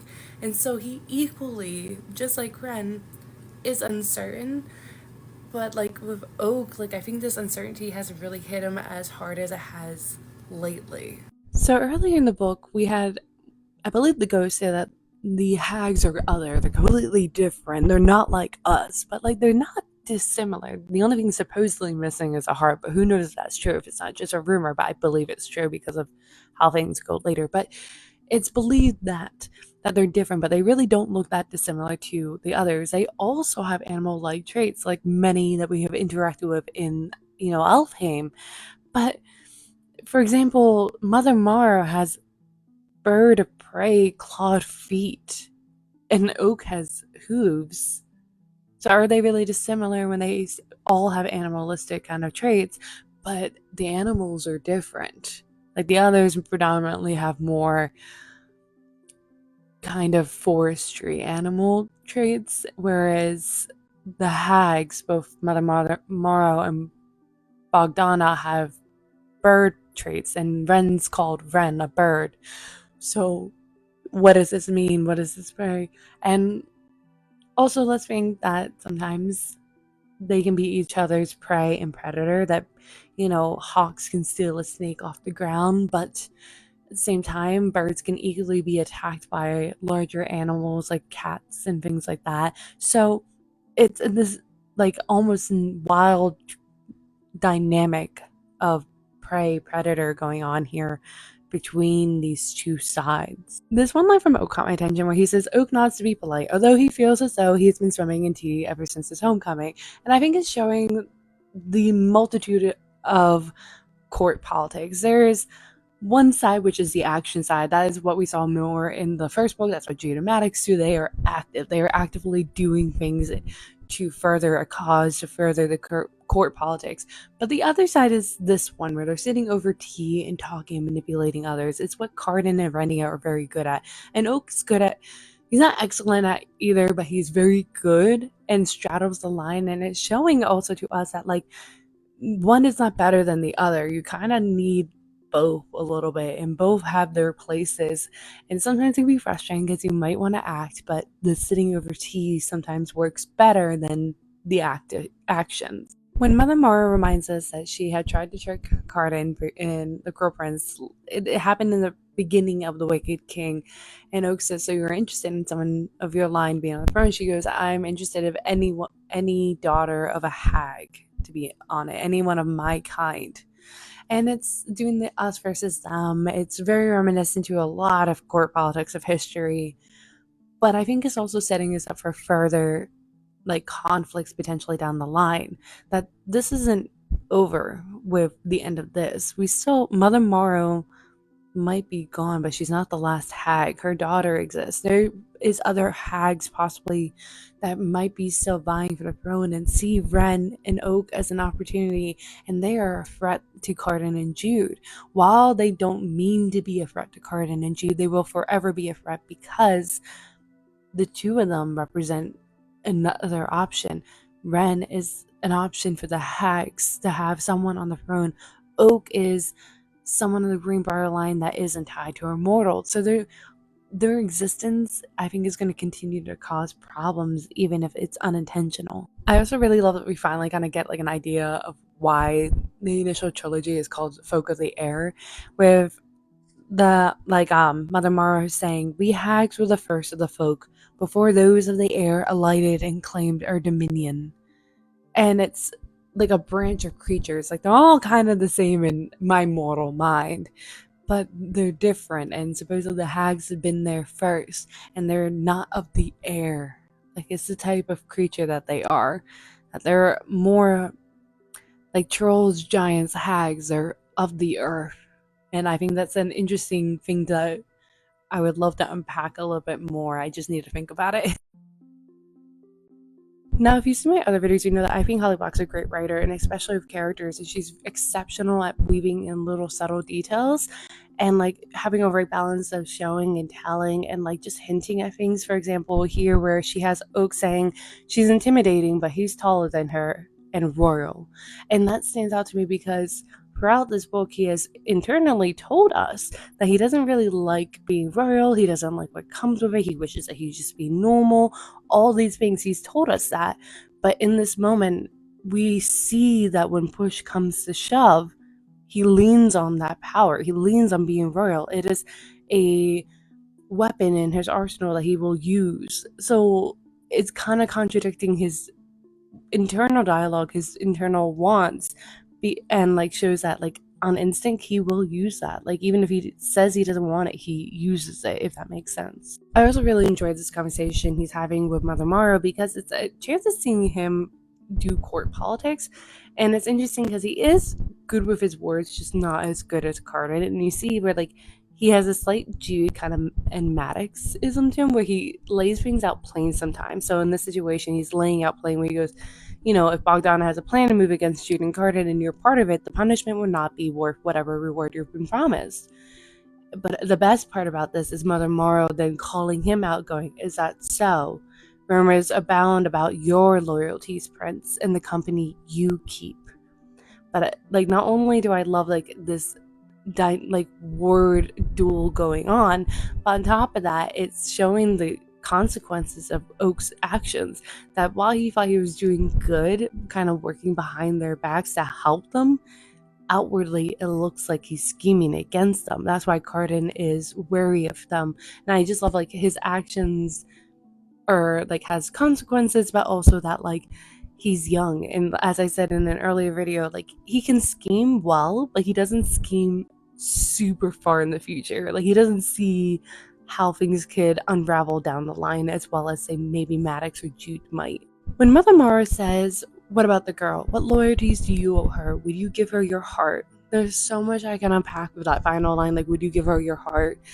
It's symbolic of like, would you give her your heart? Would you love her unconditionally? There's the also element of like, Ren doesn't really technically have a heart, like it's Melif's heart. So like, is it really her emotions or is it Melif's emotions and feelings and thoughts and all these things? So you have that question coming in play. But also like Mother Mara here though is testing Oak and seeing if he is a horse worthy to back, because in this situation Oak has just said that he supports Jude unconditionally, and even Cardan, depending on if Cardan doesn't cross the sister. But she's wondering, who would you back on the sides? Like, what side would you back? Would you back your sister, even if it means imprisoning or executing Ren, someone you supposedly claim you love? Or would you go against your sister in the crown to back Ren? Whose side are you gonna back? And it's going into the whole thing of loyalty. We're first saying, what loyalties do you owe her? And that is one of the themes of this book is loyalty, and how it's gray, it's fickle, it changes depending on the person. We see this with Tyrion and Hyacinth, Maddox, even the Ghost, who has, attempted to take both Jude and Cardan's lives separately, but yet now gets to be close to them. So the definition of loyalty is fickle, it changes, it goes with the whoever is viewing it. It's a similar thing with power here. Power and loyalty go hand in hand, and to quote Varys from Game of Thrones, power is a shadow on the wall. It changes and it depends on the perception of those around them and who believes. Everyone believes has power. So like that's the same with loyalty. Like, how do you define loyalty? Well, it depends on the people around them and how they define loyalty, and it's fickle, it changes. You might seem loyal in one moment, but then the next you're a traitor. And that's the question going on here, along with prodding Oak, like kind of setting up that you can't quite get both. You can't be loyal to both in this situation, sadly. Oak's response is also very important because he says, "I would give her whatever she wanted of me," which is pretty much saying that if she wants me to act away, if she wants me to be like this, then I probably would support her. But I'm not going to go behind her back and put her on the throne against her will because of what others think, which is like such a great way of showing, like, because everyone is working behind Oak and Ren's back, doing things for them, putting them on the throne because they think what's best, but aka they just want the power to puppet them. But Oak is saying that if she wants it, I would probably support her, but I'm not going to act against her will. Mother Mara telling Oak that Ren had so much potential, that she could have done amazing things that made everything that her and Bogdana do seem silly and like trinkets. Instead, the power has turned inside out. I feel like there's a symbolism to it that Ren had so much potential, but because of their upbringing, because of how they treated her and used her, like Bogdana and her parents, instead she has trauma. And when you have trauma and things like that, it turns inward. It eats you alive. And so whatever potential she could have had, they instead had caused this to happen, had caused her power to eat her alive pretty much. And like the thing is that Ren, Jude, and Carden all have this similar trait where like their parental figures push them in a very negative way, thinking that they're gonna help them, it would make them better. But in the end, it kind of handicaps them. It, kind of dumps some of the water out of their cup. So now they're working with less in their cup. Like, yes, Jude and Carden were able to do exceptional things. Ren still can too, but they're working with less because of the trauma that their childhood had caused. While the parents mean in their own twisted way well to make them into better, stronger people, in the end, they've only harmed them. Once again, I just really enjoy this conversation because of like the brilliance going on with the wordsmith, because this is a form of court politics. It's the words, and it's so fascinating what they do to lean on and to threaten without threatening per se, like the way that Judah Maddox might. So, with Oak saying to Mother Morrow, "Shall I ask one of the council to come and inspect what potions and powders you keep in your cabinet?" She only laughs. "Would you really do such a thing to an old lady such as myself, to whom you already owe a debt?" And it's him, once again, using his prince card, using the fact that he's royal, even though he says he doesn't like it, he uses it and he doesn't feel guilty about using this power that he has, and this perception of power at least that he has. And then Mother Mara responds with her perception of power. He might have the royal backing, but she can lean on the perception of, I'm just an old lady, and that might work in her favor, but also simultaneously reminds him of the debt that he owes her. And again, in this society, it's a give and take society where debts are highly valued and, acted upon. And Oak reiterates it by him thinking to himself, he does owe her debt, and he is one of the folk brought up in fairy enough to almost believe that bad manners outweighs murder in the list of crimes. And it might seem silly to us, but like again, there are like fairy is a society, and in all societies there are unspoken rules, and for them the manners give some guidelines, some governance, and without those, and they probably would fall way more to chaos and what they already kind of do. Like they have a like tamed version of chaos, if that makes sense, like allowed permissioned chaos, in the sense of like how Valerian used to go out and hunt humans, like that was permission, but only those of the noble court could do that, not like the lesser ones. It was against rules we learned in some of the other books. So like these are things that like seem silly to us, but it's important. Like there's actually no, like I don't think anything's binding them to these manners. It's just the like unspoken rules within their society that makes them a society. When Oak asks Mother Morrow if she can do anything to help Ren, she says that Mellow's heart is cursed. You can't, it just sucks and takes. It's a toxic leech. And it's like that because of revenge. It's Mellow's heart was taken and being used out of revenge, and revenge is that toxic leech. And it sucks that only that person, but it could be generational. It's sucking the life and the blood of everyone around them and destroying them, and it's a horrible thing. We see it, not only here, we see in other stories. Think of like Romeo and Juliet, like it's a generational thing that ended with pretty much them killing off their next generation, their legacy, because of the revenge. It's just a black hole. And I think one of the reasons why Jude is doing as well as she is now is because she gave up on wanting revenge. Like she could have seeked revenge on the Undersea, on the Court of Teeth, on Maddox, but she isn't. She's giving them a second chance, and because of that, that's why I think she is not having the life sucked out of her in the way that Bogdana and Ren are right now.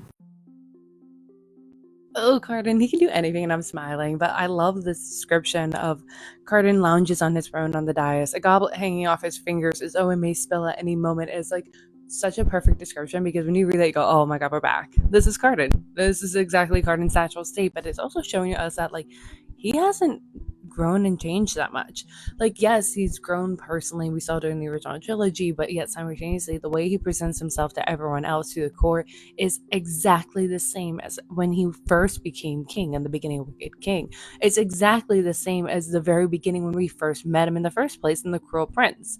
He presents himself in this aloof, kind of flippant, drunken kind of way where you don't know if he's going to make a mess and be uncaring about it. And this is, I think, the double-edged sword. This is the downfall of them simultaneously. This is why people are thinking of having coups and have a reasoning and believing that they should have coups and all these things, because to them, the way that Cardin is presenting himself is that he doesn't care.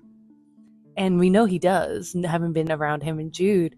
But the way that others perceive him because of this, yes, it works somewhat in the favor of others underestimating them, and they are clever enough. However, he's equally giving them fodder to be able to have uprisings. So, like, I love this, but I also simultaneously understand how this is a problem for them.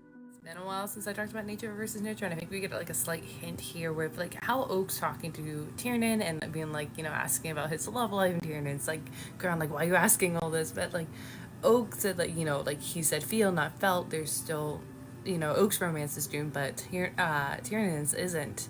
And to me, I'm like, oh my god, he's such a meddler. And I'm like, that makes sense. His entire family are all kind of meddlers. They like to get in other people's businesses and stuff like that. But simultaneously, I wonder if it was learned, so, nurtured, or if it's nature, because if you think of the kind of creature he is, of course he'd be drawn to the romance things.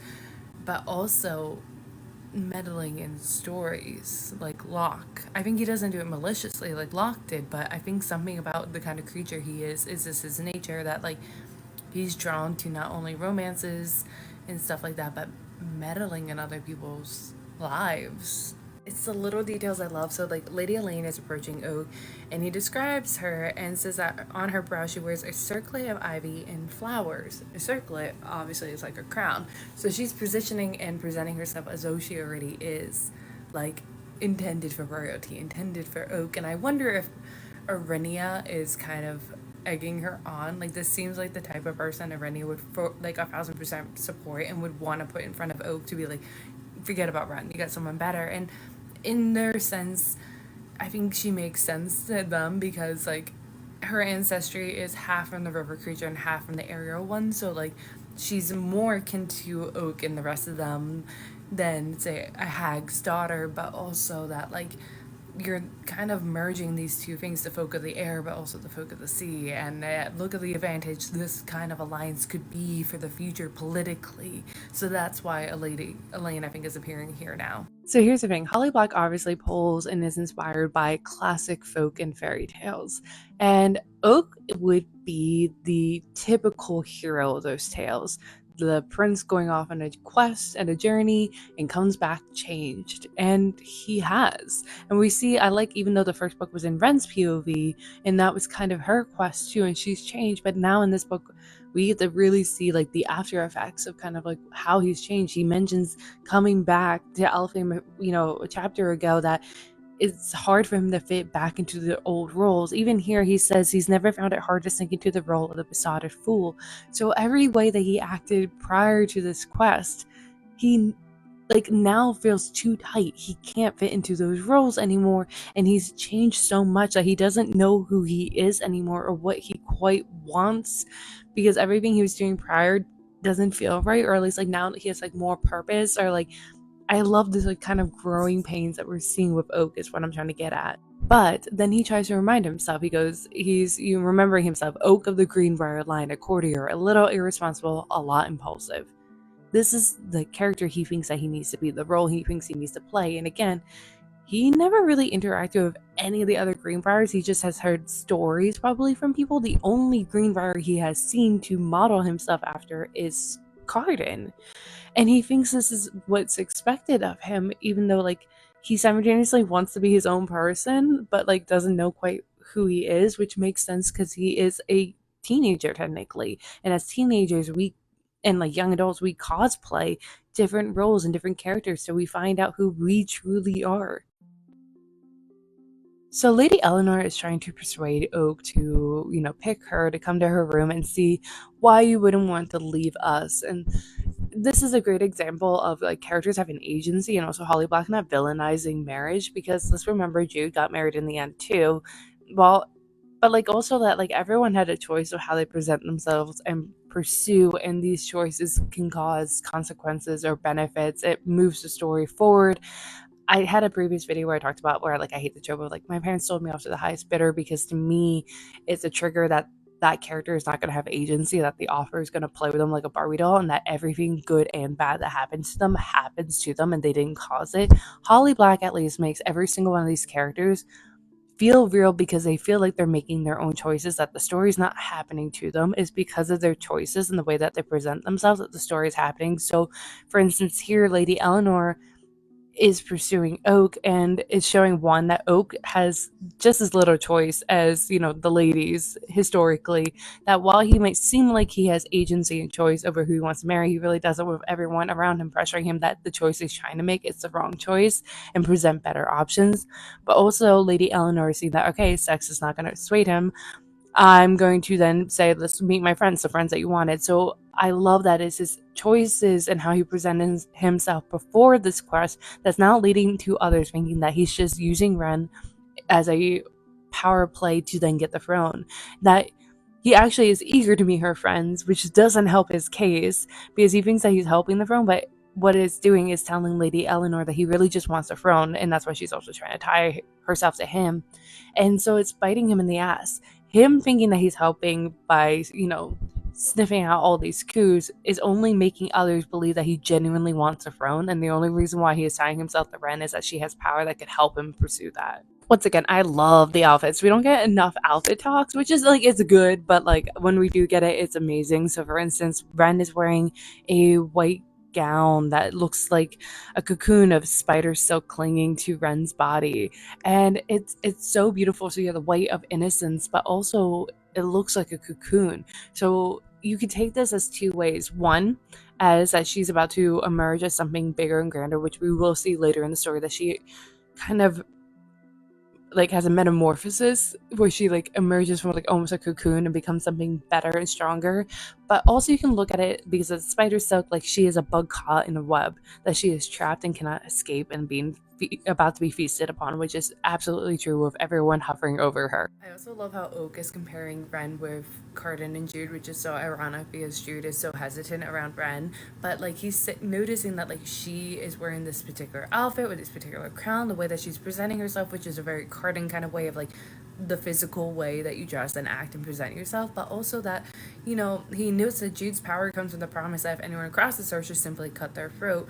It is a brutal reputation, but would she, as a human, have been afforded respect for anything gentler? And it's the same with like Ren, that he's acknowledging that she, as one, a woman, but also as a hag's daughter who is automatically villainized for being other, which like weird in this world, but still, she kind of has to present herself as something so brutal to exist in a world that is already so brutal. Like this is a give and take world. You don't just get things for free, kind of. You have to take it. But he continues that like anything gentler wouldn't obviously work in this world to be stomped upon, which is why Ren like has to present herself this way, and he acknowledges it even though it breaks his heart to see it, and it acknowledges the same thing by saying it with Jude, by saying that he wonders how much the myth cost Jude, how much she disappeared into it. Well, he wonders now. And like it's noting that like putting on this character, how much do you fall into it, how much do you lose of yourself, lose a little bit of your humanity. And I think he's really terrified for Ren, and that's his way of telling us that he's terrified of Ren by presenting it around Jude. I also love at the end of this chapter, Oak comes to the realization of kind of one of the main reasons why Ren is struggling to love him. And because of this quest, it's forcing him to kind of look in the mirror and acknowledge everything he's done up to then. While he thinks he's been helping, he has been losing himself into this character, just as he just said that he's afraid Jude losing bits of herself in this persona that she has been crafting. That, like, he says, after all, how can anyone love him when no one really knows him? And it's like, does he really know himself anymore? Or like he's been presenting himself this way, and like it's so heartbreaking because I think he's acknowledging that, and I think he wouldn't have acknowledged that if it wasn't for this quest and meeting Ren. That like I think he would have stuck within that character, but because of meeting Ren and going on this quest, he now is like uncertain because he doesn't know who he is, but he's being forced to confront who he wants to be now. I appreciate Holly Black reminding us that Valmore not only was a previous seneschal, but is one of the few mortals in the room, which one is saying a lot because despite them being more kind towards mortals after Jade became queen, it doesn't mean that more have been welcomed to Elfhame. But also, Valmorn, I don't know how to interpret because I can't tell if he is smarter than he is or he isn't. He kind of reminds me a little bit of the fool from Game of Thrones. If you've read the books, you know that there's this particular fool taken in by the Baratheons that had nearly drowned, and he has like a plaid face, and he seems stupid, but because he says silly things, but yet they kind of come true. So people wonder if there's more to him than we know just yet.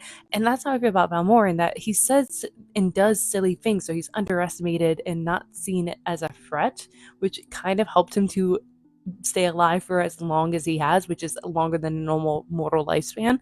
But he says things like, "Prince, will you fall with me?" And that might seem silly because he's spinning around in a circle like a little kid, as Oak describes, but I think it's him testing to see, will you fall with me? Like, as in, if I side with you, will we all fall? Are you having a coup? What are you up to? You know, I like this play on words, and I like that Valmorin is such an enigma, even though it frustrates me. But I think Oak notes the importance of this because he says, "Not tonight, I hope." And I think it's a warning, possibly to Oak, and I think Oak sees it as a warning that something is scheming, or whatever's been brewing can either brew over and actually come into fruition or not tonight, depending on how Oak acts tonight. And he sees that and he's a little worried, and he has a lot on his plate, and Oak does not know what to do.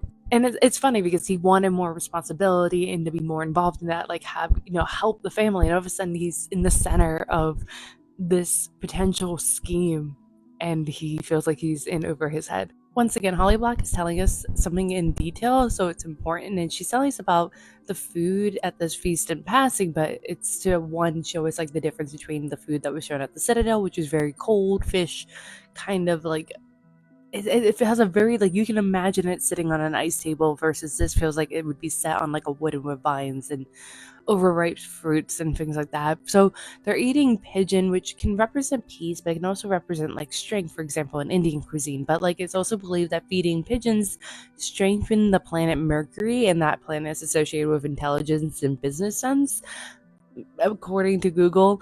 But it's also an important food source for Native Americans, and pigeons used to be used for religious sacrifices in Hindu temples where they would sacrifice and eat them. Same with ancient Egypt, and in Bible like verses they would sacrifice and eat pigeons. So it's supposed to represent strength is the big thing, and that's what they're trying to present themselves, strength, which goes in hand with the leek and mushroom tarts. That the leeks has a history of being both an ancient Egyptian symbol and a like Welsh historical ornament for battle. And they're preparing for battle, and they're letting them know, like, hey, we have strength and we're ready for battle. And it's fascinating though, it's a leek and mushroom tart, because mushrooms is like one of those kind of like food sources that either could be food or poison. And so it's like, you gotta be wary, you gotta choose which way you're gonna go, because this could either go really well or really bad. I can poison you. And then also the crab apples is told to us, and it can represent fertility, love, and marriage. And this is technically a feast to celebrate Oak's betrothal, technically. But really, it's to test each other out and see where this might end up going. So we get a description of how the court looks from Oak, of describing people wearing frothy gowns of armors over top, embroidered doublets, someone with such a long train. No, actually, that's her hair. And it's so decadent and it's so otherworldly to us, but yet simultaneously it doesn't stand out as weird when you're reading it because it's so normal for him. It's not until like I took a step back and thought about like the other stories within this universe, like for example Tithe, where you're interacting with like the wild folk more, where you're interacting with those who are not a part of the courts, and things feel, while they physically have like very strange features, it feels very gritty compared to like this. And this is like such a utopian heaven like kind of court that everyone, aspires to be a part of. This court, look at its decadence, look at its like wealth, and no one's worried. You can just gossip all day. That's the biggest worry of the day. And I like that he's seeing it. It's so normal for him, but yet simultaneously it's like I think he's starting to feel uncomfortable with it. But we also have to remember that Oak has only really interacted with courts. Like, we have not heard of him interacting with like actual true wild folk. Everything that we saw in the first book, for instance, was him at like another court, at the one that they went to where Ren got in trouble. I'm blanking on its name, at the Citadel. Like, even though the Citadel was in kind of disrepair, it was still a court. And this should tell us, if you've read the rest of Holly Black's like universe, that like despite Oak being a little bit more down to earth than say like some others that might have grown up and existed solely in Elfhame, that he is a little bit more compassionate because of his time growing up in the human world, he still is very oblivious to the rest of his own world, those outside of courts, that he kind of still exists a little bit in a bubble and doesn't quite know of the hardships and things as much as, say, Ren, who lived by herself but also watched and other wild folks mess with humans, as we saw in the beginning of the first book. We get this very small detail that's not exactly important to the story, but it's important to our understanding of the characters, and it's when Oak describes how he notices most is how young Jude looks. She is young, but he can see a difference between her and Taryn. Perhaps it is only that Taryn had been to the mortal world more recently and has caught up to her years, or that having a young child is tiring and she doesn't look older so much as exhausted. So for one, it's a reminder that like, hey, like staying in the fairy, you can stay young forever. That's why Balmorin is still the same age he is. He tells us this, that he can't leave because when he leaves, he will probably, his years will catch up to him, which is I think centuries at this point, and he will die. But it's also showing that a more physical representation of the deviation of these twins. They are no longer identical. They are no longer the same or interchangeable, no longer like changelings that you can replace one with the other. They are very different now, and is more obvious than what it once was. Their choices, their views of the world have deviated so much, and now you can see it physically. And neither choice is bad, by the way, and I think like I like that they kind of represent the two kind of options women are given, that you can either have a family and like get married, or you can have a career, and like Taryn and Jude are representing the two, because like you can have both but you can't have all of one or the other. You're kind of making sacrifices, and I like that they're kind of representing that neither of their choices are wrong and they're both happy with their choices, but they are recognizing that like, for example, Jude recognizes that she probably wouldn't rule as well if she has to raise a child right now. But then Oak says, but another part of him wonders if Jude is quite as mortal as she once was. And I think this is his way of like not saying something about himself by saying it about someone else, but wondering if existing in this world, existing in Elfhame, changes you, and how much does it change you? And I think he's wondering, like, him existing in Elfhame, him being in Elfhame, will that make him a better person and the person he would like to see every day after going on his quest, after existing in the human world, after all these things, after seeing Ren's life? I think he liked the version of himself outside of Elfhame, and I think he's starting to come to this conclusion. I love that Jude and Ren are arguing over who should own the bridle, or discussing more so in very court kind of way, but the problem is that they're viewing it very differently, and there's this kind of miscommunication. To Jude, the bridle is this massive source of power. It's like the atomic bomb that she not only thinks that they should keep it safe and hidden from others, not to be used by anyone else, but also it's good to have in your back pocket. Whereas Ren does see it like that too, but I think she's coming at it from a more emotional place, where like that is the symbol of her trauma, and a fear of it coming back and haunting her, coming back and being put on her. She'd much rather have it in her line of sight always. But there's so much more going on too, where like this discussion is like a veiled discussion of power. And you can also kind of see the bridal being a representation of Oak, of them arguing over who should Oak go with and things like that. There's so much more you can probably unpack about just this like brief, very brief conversation and the bridal. This entire interaction with Jude and Ren involving the bridal is a perfect physical representation of what Holly Black does in all her works, which is that one simple action or one simple word can have double meaning. We saw it play in the original trilogy with Cardan.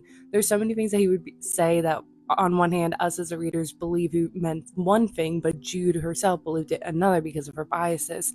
Here, as Ren is unmaking the bridal, destroying it in front of them, she means for it to be in goodwill, to show like, I don't want this power to exist between either of us. We both don't deserve to have this kind of power. It should not exist.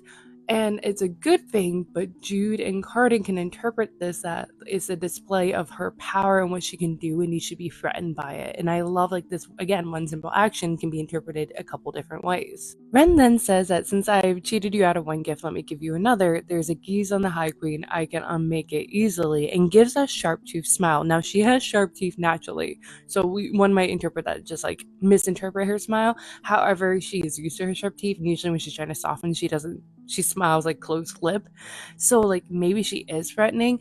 And like the problem is that like while we do know Ren from being within her head in the last book, obviously things have changed, and we also have to remember that she did sit at the knee unwillingly of many of the powerful players in the previous book, like Maddox and her parents, and they were doing court politics well enough.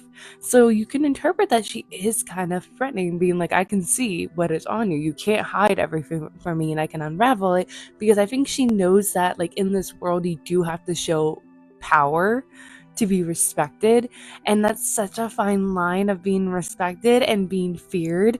And in this moment, Cardan and Jude are afraid. But also I love going on a side tangent, Cardan saying mildly so many secrets, wife, and Jude gives him a look that can peel paint.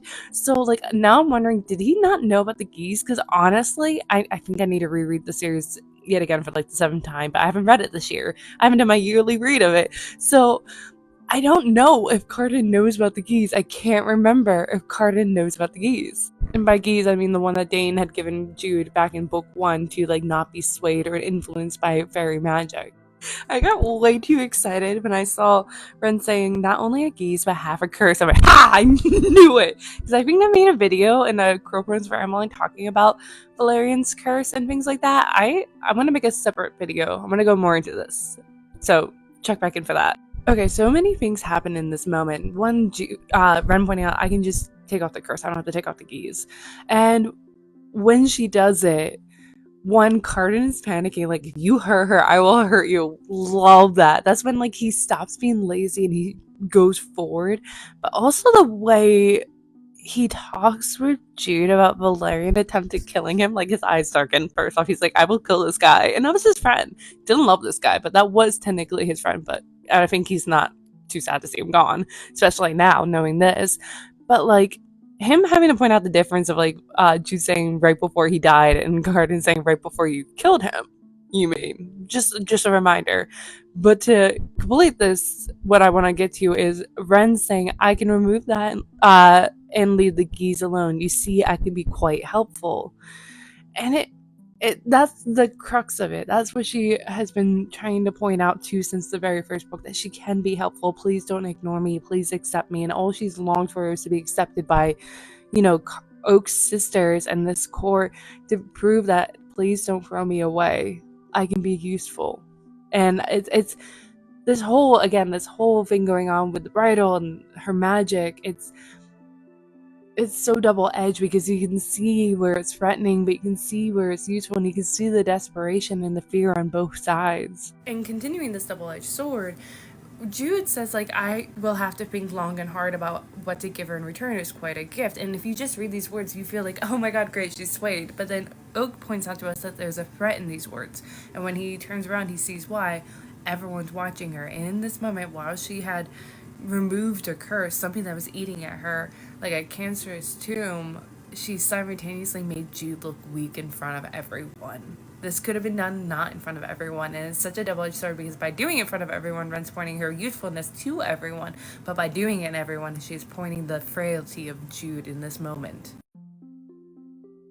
I think the reason why I really like the conflict in this story more than any other in the world of like Elfhame and Fairy by Holly Black, and like I love all the books individually for different reasons. Wicked King probably is my favorite overall, but this one I really like the conflict because it leans the most into court politics, and in the sense that all of our main characters are kind of backed into a corner, and no matter what they say or do, there's going to be consequences to it, despite whatever their intentions are. And we're seeing that perfectly here with Ren, like destroying the bridal, which was massive amount of power, and then removing her curse from the High Queen. She was trying to show, like, look, I can be useful, I can be good. Please accept me. Please don't hate me. I'm trying to, I'm not trying to work against you. I'm trying to help you, but it made the High King and Queen look weak, and she did this in front of the whole court, which she could have been doing it just to show everyone, like, look, I'm working for them, I'm helping them, but she may not be fully aware, like she might be, but not to the extent that the High King and Queen are, of the coups that are brewing. And as Oak had pointed out in the previous chapter, they were obviously talking, and this display of power is making the sides even more prevalent, and like it's tough. And like Oak points out that Ren did them a service and put them in her debt, and this is a give and take world where your debts need to be paid, and it's a fear among this world that it's much preferable to know what your debt's going to be up front than this not knowing, because it could be worse than you could ever imagine. And that's what they feel like Ren just put them in, Jude and Cardan, and Jude and Cardan know the negative sides of that, and they're very much afraid of death. So that's why, like, I think Jude sees that Ren is trying to do good, but at the same time she doesn't trust people, as Cardan had quoted to say in The Wicked King, that the Queen of Nothing, that our queen here believes in the worst in people and is sometimes surprised. Like, it was like along those lines of quote. It's been like a year and a half since I last read that book, so, but along those lines. So I love though that like everything, their history is coming out here, that their past is biting them in the ass, that they don't know who to trust, that all their intentions, no matter if it's good or bad, there's so much going on in the periphery that like their intentions mean kind of nothing at the same time.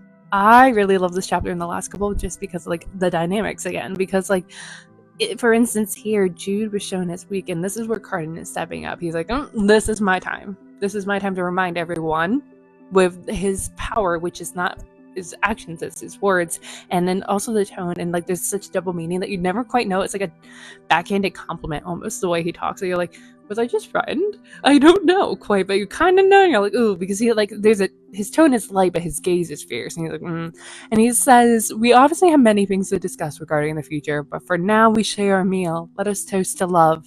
Love, Cardan goes on, that force that compels us to be sometimes better and often worse, which is to show like Jude makes me better, and if you threaten her or cause any problems to us, I can be worse. And you guys all remember how bad I was. You don't want me to be worse, trust me. But also that power by which we can all be bound, that which we ought to fear and yet most desire, that which unites us this evening, and shall unite the both of you soon enough.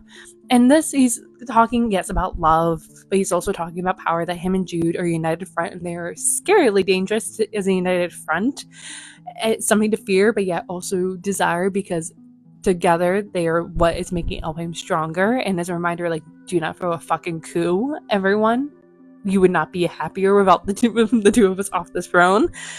And also, like, to Ren being like, you're about to join this family, and the reason why we are united is because Oak is loved by Jude. We were about to be family for that reason, but that would be the only thing. Do not think you're stepping closer to the throne. And he's not only threatening Ren in this instance, he's threatening the room and also Oak, as Oak notes that there's a half smile on Cardan's face, and when his gaze goes to Oak, he gives a small extra tip of his goblet, one that may be a challenge. I do not want your throne, Oak wishes he could just say out loud. And the reason why I love Cardan's speech is that, like, to some who are not in the know, this seems like just a speech about love and marriage in reference to, like, Jude and Cardan, Oak and Ren, uniting houses, all these great things, uniting courts. But to those who are brewing a coup, to those who are causing problems stirring the pot, they see the threat beneath the words.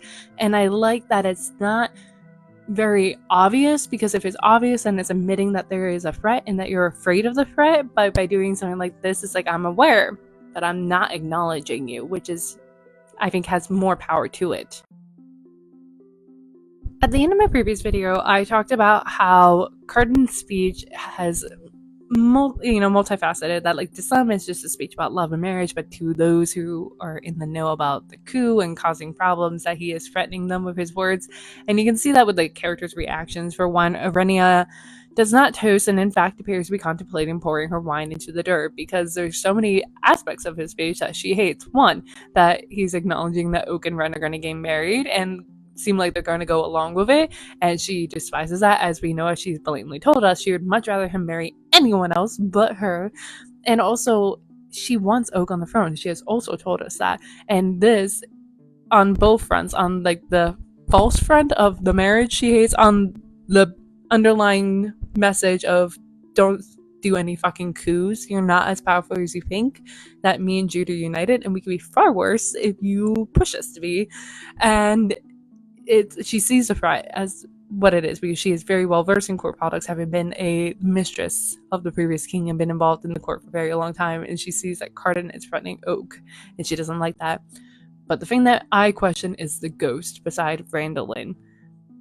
I don't know if it's like a red herring if we're supposed to believe that maybe the ghost does side with Randolin, which would make sense on one hand, because he did betray Jude because of his loyalty to Dane, which again goes into the theme of loyalty.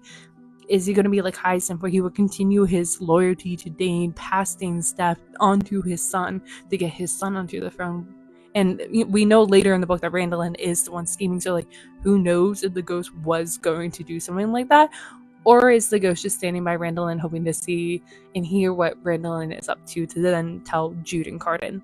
We never find out in this book, but it does make the ghost more fascinating to sit here and wonder what was his loyalty. Again, going into the theme, as we see with Tiernan, Hyacinth, Oak, Maddox, all these characters, we're questioning their loyalty. I love the mirroring in this book, especially between like Jude and Cardan with Oak and Ren, and it's done wonderfully between 2 pages. So on 226, we see how Cardan sits up and gets very protective of Jude when Jude seems like she is weakened by Ren removing the curse, and he steps up and is protective of her. And then we see Oak doing something similar when he notes that Ren looks pale on page 227, and he's afraid that she's going to pass out because of, when she used her power in the ship, that's what happened. And he doesn't want her to look weak in front of the court and in front of his family. And it's so fascinating that like Oak is very protective of her, as like Cardan said in his speech, that love makes us sometimes better and often worse. But also going back to what Mother Mara had asked him in the previous chapter of, where are your loyalties? Is it to your family or is it to Ren? And this is I think a moment where he has to try to weigh. And there's honestly, like I said previously, he is backed into the corner. No matter what he says or does, it's gonna hurt someone and it's just gonna bite him in the ass. This might be a case where the author did not intend this, but I'm interpreting this as like a little bit foreshadowing, a little bit of symbolism of like, when Oak leads Ren through the dance steps he taught her back in the Quartermoths, the dance isn't quite appropriate for the music, but it hardly matters. And to me, it shows or foreshadows their later outcome, where like they no longer going to care about trying to fit in with Alfheim. Like this is kind of the turning point for them, where like they're not trying to fit in and appease Alfheim. They're not going to dance to their music. They're going to dance to their own music. They're going to do, live their life how they want to live it. And like they're no longer trying to appease everyone. And I just love you kind of see it a little bit here. While it is strange that we went from being in Ren's POV in the first book to now being in Oak's in this one, it does make for certain moments like this where Ren says to him, your family, they hate me, they want me gone, punch hard, because we remember from the first book that was all she desired. She had told us a couple of times that she wishes that Oak's family would just accept her and love her. Instead, they're afraid and hate her. And she's saying that out loud to Oak. And I think that means a lot, that like she's actually saying it out loud here, but now to be in Oak's POV, to know something that he doesn't know. While I love Oak and Ren's relationship, it definitely feels like the relationship is filled with potholes that they just continuously step right into. For example, here Ren says that your family hates me, and Oak responds with, my family believes they must protect me. And she says, from me. Because we know from the first book, being in her POV, that all she had desired was to be accepted and deemed worthy by Oak's family of Oak, which is so sad to think of, like, her thinking that she needs to be deemed worthy of someone. But also, like, on top of that, the twisting of the knife is the fact that, like, he has a family that being said that, like, wants to protect him, and she has nobody. She has people that she wants to protect, but no one that seems that they want to protect her. And for Ren, this is probably yet another reason why they shouldn't be together, that they're so different, that he has all these people and she has no one. Again, it's like the double meaning with all the words that you can just, like, pick apart. This is why I love Cardan's, like, dialogue in the original books. But, like, here, when Oak says that they're trying to protect him from the cruel, terrible world, she looks at him and says, they don't know what you're capable of, do they? And on one hand, it's saying, like, you were perfectly capable of taking care of yourself. I watched it in action. But on another hand, it could be her saying that you are equally cruel and terrible. You are equally that cruel and terrible thing in the world, or I'm afraid you are equally this cruel and terrible thing in the world, and yet I am in love with you, and I think it's so stupid. And, like, it's hard because I think she's trying to convince herself that he is a cruel and terrible thing, even though she knows deep down that he's not that. But she equally does know that he is capable of doing cruel and terrible things when it comes to those that he loves, just as Cardan has said in his speech, that love makes us better, but sometimes worse. What's said here when Ren says, how many people does your sister Jude believe you killed? Oak thinks to himself, like, there was a bodyguard who turned on him, there was no hiding that, and the duel that he was in with Violet's other lover, too. Jude could have guessed some of the others, but he doesn't think she did. Of course, he didn't want her to guess, so why did it bother him so much? And how many people had he killed? 2 dozen? More? It's a perfect representation of, like, this family. Like, going back to what Locke had said in The Wicked King, your family would be surprised that killing doesn't solve everything, and Jude saying we would be.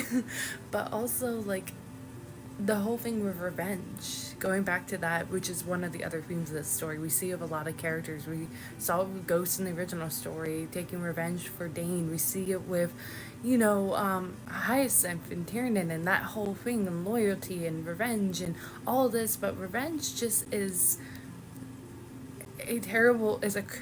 cancer. It sucks the life out of you. It leaves blood on your hand. It affects generations. And we see this revenge and violence leaves blood on all their hands. It might have started with Maddox, but it's on Jude, it's on Terrence, it's on Vivi's, it's on Oak's hands despite their best intentions. They all have blood on their hands. And Oak had pointed this out earlier. So, like, it's hard because we love Oak and Jude, but, like, they're not good people either. Then when Ren asked, and your father, he says he knows more. And it's, I think, because Jude, Heron, Oak, and all of them turn a blind eye to what they have done and the consequences of it, trying to justify that they're so good person. Whereas Maddox stares at it unblinking. Yes, he tries to justify his actions by saying it's within his nature as a Redcap that he couldn't quite stop it. And we know that's completely wrong thanks to Grim and Mogg in the original story, but he doesn't turn a blind eye. He revels in this. And it's such a complicated thing with Maddox, is that he made it because, yeah, strong to exist in this world, and power and strength is important in this, like, eat or be eaten kind of society, but yet he's also turning them into monsters, and he revels in it. And Oak notes that Maddox obviously knows what is deep down in Oak, his impossible desire to repay all that he owes his family. Has Maddox used that to manipulate Oak? Oh, most definitely. Many times. So, like, it's such a complicated relationship with Maddox. We see with not only with Jude, but also with Oak, that they hate him, and they're very aware that he is manipulating and using them as pawns, but yet there is a strange love, this affinity to still care and even protect him, as we saw Oak went on this whole quest to get Maddox back. I ended the last video of Ren asking Oak, does Jude know what you are capable of? First, side note, capable could be interpreted a couple different ways, but Oak interprets it as having killed someone, and he thinks himself that she's probably aware of at least 2, and I would like to keep it that way. Then when Ren asks as his father, he says he knows more. But then Oak responds with, you know what I am capable of. And it's his way of showing her, like, you know me better than my own family. Like, I love you. I trust you. You know me. It's this other attempt at trying to get her to tear down her walls, to put down this farce of what she believes he is like, that he is pretending, that it's all fake, but he's trying to tell her that's not. You know me. When Ren says, I should have understood better what you did for your father and why. I wanted it to be simple, but my sister backs a choking fit stops her speech. This is a perfect kind of representation of one of the many reasons why I love Holly Black's writing, which is that she's showing that the world is not black and white. It's not simple, despite how hard you might try, that the world is complicated. People are complicated. And this is something that like Ren and Oak have to learn, which is, makes sense for their age that they are. They're on the cusp of adulthood. And at that time in your life, you're still learning that the world is not black and white. As adults, we still sometimes have to learn that the world is not black and white, that we can't just shove everything into simple boxes and label it. It doesn't work like that. And we see that in the original trilogy too, that like Jude tries to label Cardan in a simple way. Then when he starts showing emotions, she doesn't like that in the first book because it breaks this concept that she has of him. She doesn't like that. But then steadily over the series, she learns that there's more nuance to Cardan. That is what's happening here with Oak and Ren. But the main reason why Ren is trying to put Oak in a simple box is to protect herself and protect her emotions. With Ren's coughing fit reminding us and Oak that she is feeling weaker after using that magic, he offers to get her water and maneuvers her towards a chair, and he says he remembers how weak he felt after leaving her dungeons. Something to lean against helped. Those last two lines made me immediately think of the Wicked King when Jude was held captive by the Undersea and then returned back to the surface. She despised that time. She despised feeling so weak. She despised Maddox babying her and then locking her up in a tower to recover. And remember when she met with the general of the Court of Termites, how she had stood up and held onto the chair to look tall and strong, but still needing the support. That is what's happening here. Ren is in the same boat. She doesn't want to look weak. But the thing with Ren and Jude is that they have to learn that they have someone besides just a chair to help them still look strong when they are feeling weak. They have Oak and Cardan. They are there to help prop them up when they are feeling their weakest, and it's vice versa too. Ren and Jude are there to help Cardan and Oak when they are feeling their weakest, to help prop them up and continue to make them look strong together. So this is only my second time reading this story, and so I didn't catch this little detail from the ghost. He says Garrett does not meet his gaze when he tells Oak, other things have taken up my interest as well. I overheard something and I've been following the path of it. And he goes on to warn, Oak, don't do anything heroics, don't go off by yourself. It's him not meeting his gaze, because that kind of goes against what I feel like the ghost is like. Because I feel like even when he was about to betray Jude, he didn't avert his gaze as much. So I feel like he knows something and feels guilty, or he's a part of something and feels guilty, maybe is starting to regret it. Again, I wouldn't put it past the ghost to be scheming to put Oak on the throne because of his loyalty, possibly still to Dane to this day. Who knows? And we never really fully learn because of the ghost's outcome in the story. I wish we learned, because I there's something there. I feel like I might be paranoid, but why is Jax of the Lake doing what he's doing? He interrupted the ghost. Did he do it intentionally, afraid of what the ghost might reveal? Is he working for Bogdana too? Why reveal this meeting that he has supposedly seen last night, this interesting one between Bogdana and a man with a golden skin with a trunk? Doesn't reveal more detail, but reveals just this little tidbit to pique Oak's curiosity. And it's just, we've seen Jax of the Lake kind of betray Ren in the last book and switch sides to whatever seems like they're the more likely one to win out or benefit him the most. So I wouldn't put it past him now. So why come willingly out of the blue to tell Oak this, unless someone had encouraged him to do so?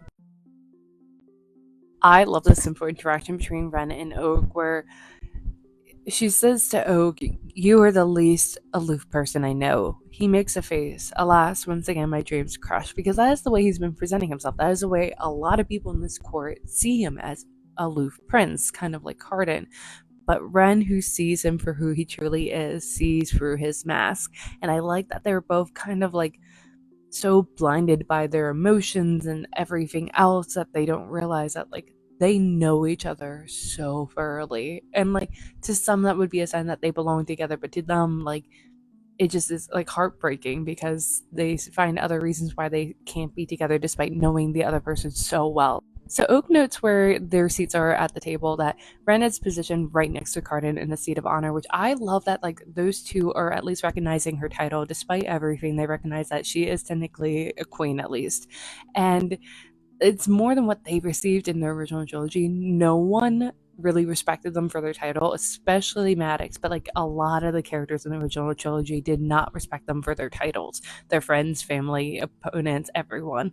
But here they're at least giving Ren that respect. And I also know that like they're probably putting her next to Cardan because Cardan would be the best person to get like a feel and a sense of Ren, whereas like Jude and Ren are just similar enough where they would butt heads, and like Jude has more emotions at play in this, being like loving Oak more than like Cardan does, obviously. But he also knows that his seat now is 2 down from Jude next to Leander, a snub. He's almost sure that's not where his chair was before he took off, and it's, I think, a subtle sign of if you're gonna act like a kid, you're gonna be seated next to the kid. And then like we have Terrence saying, "You're like this." Terrence says to him and Leander both. It's just such a beautifully subtle way of like showing that his sisters still see him as a kid. That like she's talking to Oak and Leander the same way, even despite the huge age difference, which is like that was what motivated him in the first place of going on this quest, is to prove that he's an adult, that he can take care of himself, that he can handle responsibilities. But yet the last couple of chapters we've been seeing him kind of acknowledge that he is in over his head, that he's finally getting what he wants, but he is in over his head, which is, I think, is a really wonderful representation of that age. He's 17. As a 17-year-old, all you want is to be treated as an adult, but then at the same time you want to be still kind of a little kid, and it's such a trying time because you want to be both but you can't. I really love this tiny like action from Ren where she is covering her mouth as she eats as though to hide the sharpness of her teeth, because it's showing that she is once again making herself smaller and less threatening. That in the beginning of the book, it seemed like she was starting to lean into her power, into who she was. She was, becoming unforgiving, becoming what she thought they wanted her to be, which is a monster, and leaning into that. But in the moment that she's thrown back into Elfham, the place where like she had such hope and had all that hope dashed away, where she's still clinging to that hope that she would one day be accepted by Oak and his family, is once again making herself smaller. And it's so sad that she feels like she needs to do that.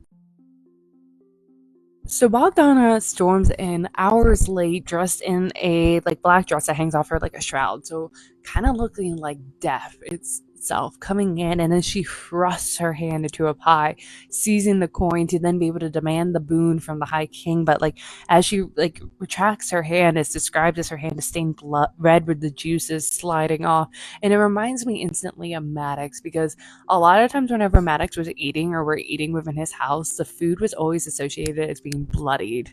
And it's interesting to see this comparison, but also the fact that like Bogdana and Maddox are both the parental figures in these main characters' lives, and they also demand things. They do not request things. They demand and expect to say, like, they say jump, they expect you to go how high.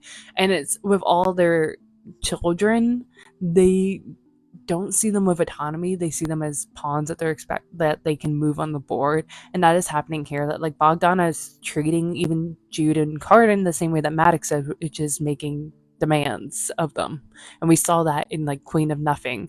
We saw Maddox making demands of them, even though they were the High King and Queen. And then we get into like the most fairy like kind of aspect, fairy tale like aspect, which is like Cardan being like, we requested 3 days, and she's like, 3 days it will be. Yesterday was the first, and tomorrow will be the third. Like the twisting of the words to fit what they want. And then Jude coming in with a deal, her saying that tonight we're a feast, and tomorrow we'll have a hunt and dance, and at the end of the night I will ask your bride a question about you.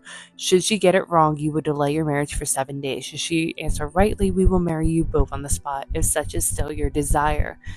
And before Bogdana can interject, Ren says, I agree to these conditions, because obviously she wants, to end this engagement, as she had told Oak. But I like that Jude is offering this as a test of both Bogdana and Ren to see what would happen, because like it's such like a potential lose-lose. Like if she answered it wrong, then she's not a good fit for Oak. but she could also purposely answer it wrong because she doesn't want to be married to Oak, which is also not great. So it's like a testing, what is she willing to do, and like, or how well, or like how far, or like how much she wants it, like these kind of things. And the fact that Jude's the one that suggests it, I think, is the best part, because usually Jude is the one that suggests kind of bargains like these, and like not as much Cardan. I feel like in the original book it was definitely Jude suggesting these very traditional fairy tale, folk tale, fairy like bargains where it's a riddle. And then the twist is that Oak jumps in and goes, I will ask a question, and like in front of an audience they can't have a discussion, so Jude kind of has to go with it. And it's a really big thing because, one, I like that Ren's uncertain because, like, again, same thing, it's a lose-lose, like there's no good way of tackling this. But with Jude is important because she has to relinquish control. Now Oak has been asking to be involved, and here she's kind of being forced to. And Jude's biggest problem, like her fatal flaw, is that she needs to be in control. That was her big problem throughout the original trilogy. Everyone was asking her to let them help. Cardan especially, let me help, let me be involved, and she would keep saying no for the longest time.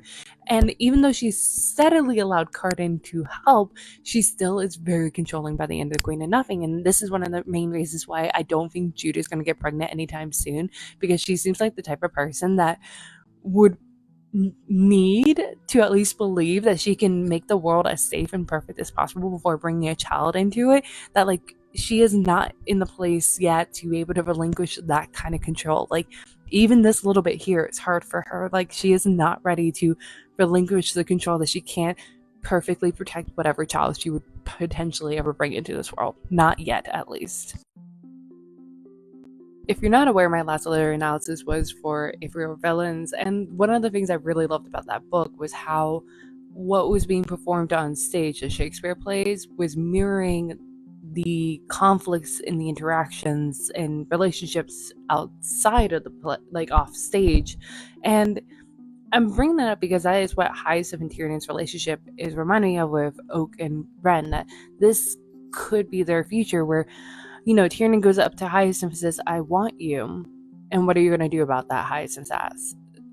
Tyrion snores. Fine, I suppose. Aren't you tired of that? What else is there? What if I said you could have me and keep me? I could never compete with your rage towards Elfhame. And that is pretty much what's going on with Oak and Ren, that like they love each other, they want each other. It's very obvious that they both do, but and they both are pining for one another because they're both afraid, or there's something silly standing in their way of being together. And part of it is not exactly Ren's rage towards Elfhame, but fear of Elfhame, but also like her fear of not being enough, her fear of being deceived and just assuming that it's inevitable when it's really not. She's pining for Oak. She thinks it's inevitable that she's gonna get her heart broken by him. I didn't question this the last time I read this book, so this is my only second time reading through The Prisoner's Throne, but the ghost's sudden appearance and like importance in the story, like he is here out of all the characters for her to bring back up. She has the ghost, and the ghost having an obvious relationship with Oak. It seems like, you know, when Oak says not only that, but even a little spy work, like he would be pleased. So maybe he learned some stuff from the ghost, we can assume, if we read between the lines. So like, why have the ghost though? And I think now this time I'm wondering if the ghost's relationship with Oak is in part because he sees Oak as an extension of Dane. And once again, I am questioning his loyalty towards Jude, and if he actually might have been betraying her behind her back. The only thing that is making me hesitant about that is it would possibly entail him having to work with Maddox, and Maddox burned him terribly the last time. We learned a detail that now is making me wonder about the ghost and Taryn's relationship a little bit more, and I started filming and then it got long and rambling because I was falling down a rabbit hole. So sadly, to annoy you, I'm going to make it a separate Girl Prince rambling video, so check that out. Maddox's relationship with Leander, I have a lot of questions because he comes over and says, my lads, putting a hand on Leander's head, and the boy turns up to smile at him, obviously liking Maddox. And also in the last chapter, I think when Oak was scanning the room, he notes that Maddox is listening with rapt attention to Leander, something that like I don't know if he gave to the others. I don't know. But like, I think while Jude and Taryn exceeded his expectations, he always was hanging on to the hope that Vivi would become what he wanted, and she always bucked against that.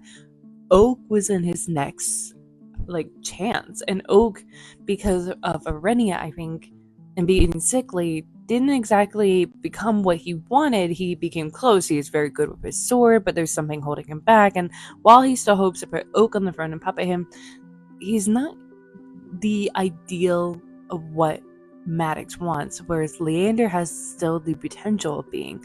He is fairy enough, and obviously is watching Maddox lovingly. And I feel like there's something about Locke that, like, if he inherited any part of his nature, I could see this being a very perfect yet toxic storm to make Leander if he has Maddox's influence. So like, I would be very wary of this. And like, I'm just very wary of Maddox. If you've seen any of my other videos for this duology, for the original trilogy, you know that I respect Maddox and like him as a character. However, I do not trust him more than I can throw him, and I cannot throw him very far. I think that he does love his family as much as he is capable of. He does love them, but his first impression and first instinct with all of them is, how can I use them? Because he's a general. That's how he sees everyone, even those he loves. I love this detail of like Oak noting that he never realized how much the ghost was uncomfortable around Maddox, but of course, because like he's never seen them interact, because like Maddox has been exiled, but it's showing how Oak is on the outskirts. He doesn't have all the information, despite being so close to those in power, to the family, to everyone. They've been protecting him, and that protection has made him naive, ignorant, and that puts him in a very precarious situation where he could be manipulated, where he can trust people where he shouldn't trust, or not trust people where he should trust, because he doesn't have all the information. And that fits a handful of like folk tales and fairy tales I can think of. Like, I feel like it was an aspect of the Volsung saga, but like also think of like Sleeping Beauty. They kept her ignorant of the supposed curse, and that just led to her still being cursed. Or like, there's other stories, probably better stories, where like the case of like they're trying to protect someone, but by protecting them and keeping them ignorant of it, they just walk right into the trap. The other interesting thing is that Leander knows that Maddox knows the ghost's secret, true name, and Oak doesn't know that. And so like, I think it's so interesting how different they're raising Leander and Oak, that Oak sees Leander as a mirror image of himself, a smaller image, an image of his innocence, of being a fairy child within this family, but yet they've always been protecting Oak, always keeping him in the dark, whereas Leander has been able to not be told outright, but be within the vicinity and learn more. Or is it just part of his nature that he wants to know more, and what does that mean going forward? Going back to what I said earlier in this video, where like, because they've been keeping Oak in the dark, when he connects the dots, for instance, that the ghost had been the one to poison his mother, nearly even killing him, and that Jude and Taryn and the rest of them had known and didn't tell him, now he doesn't trust them. And it makes it worse, I think, than it would have been from the beginning, if he had known from the beginning, or at least sooner than now. And this leads to Oak's actions going forward, that I think he would have been a little bit more hesitant towards like going towards his 2 meetings. Like, I think he still would have gone to his 2 meetings, but like now he feels more validated to be able that he should do it. That he's like, whatever, I don't have to listen to the ghost because he did this. Again, one of my favorite things is this like mirroring we're seeing with Oak and Ren to Jude and Cardan, and I love especially that when Oak is around Ren, their banter falls into this playfulness, this teasing, this humor, that like he becomes silly even when he's being serious. And it reminds me a lot of Cardan, in part because that was when Jude also took him the most serious. When he was being genuinely serious, that's when she believed him the least. But when he was being flippant and joking, that's when she saw the truth of it. And that's kind of, I think, how Oak interacts with Ren too. At the bottom of page 242, Oak's pretty much telling us why he's so drawn to Ren, and it's because, as he told us previously in this book, that with his magic, he never knows if people genuinely like him. But yet, he notes that Ren has always seen through his play acting and his smiles and everything, And so when she kissed him, it felt as though he was being kissed perhaps for the first time. And that would be intoxicating. That would be so hard to willingly give up that one person that truly sees you. And that's what I think he deep down desires and is afraid of, that like no one genuinely knows him. And again, going back to the mirroring, if anyone was curious of probably what was going through Carden's head during the original trilogy with Jude, it would probably be very similar to what Oak is saying here, that like, he loves watching her watch him with such fascination that, she sees him for who he truly is, sees him past all that, and like kisses him for him. And that's like, I think that's exactly probably what was going through Carden's head during the original trilogy. If Hollybach's going to give me a very distinct detail, I'm going to look it up, because she doesn't do anything just because. So for instance, Oak looks around the gardens full of flowers, golden evening primroses, carpets of night phlox with tiny white buds, pale moon flowers, the purple night scented stalk, so on and so forth. Primroses mean youth and young love, similar to phlox. I think I'm saying that right. I'll spell it hopefully right in the caption. It's PHLOX. It also represents romantic love. So it's very fitting that Oak and Ren are having a conversation together in the middle of the night in this beautiful garden with flowers that represent young love. The whole scene itself is like just perfect, because like even though the folk of Elfhame, their waking hours is nighttime, being in the dark gives you the sense of being secluded, of not like having people around, like that you can voice things that you probably wouldn't voice in any other point of the day. And that's what's happening here with Ren saying to him, like, you could have kept me here in Elfhame, but you let your sister send me away. She's voicing finally out loud something, a fear she had, a belief she had that she told us in her internal monologue in the first book. She's saying it out loud to him, finally letting him know.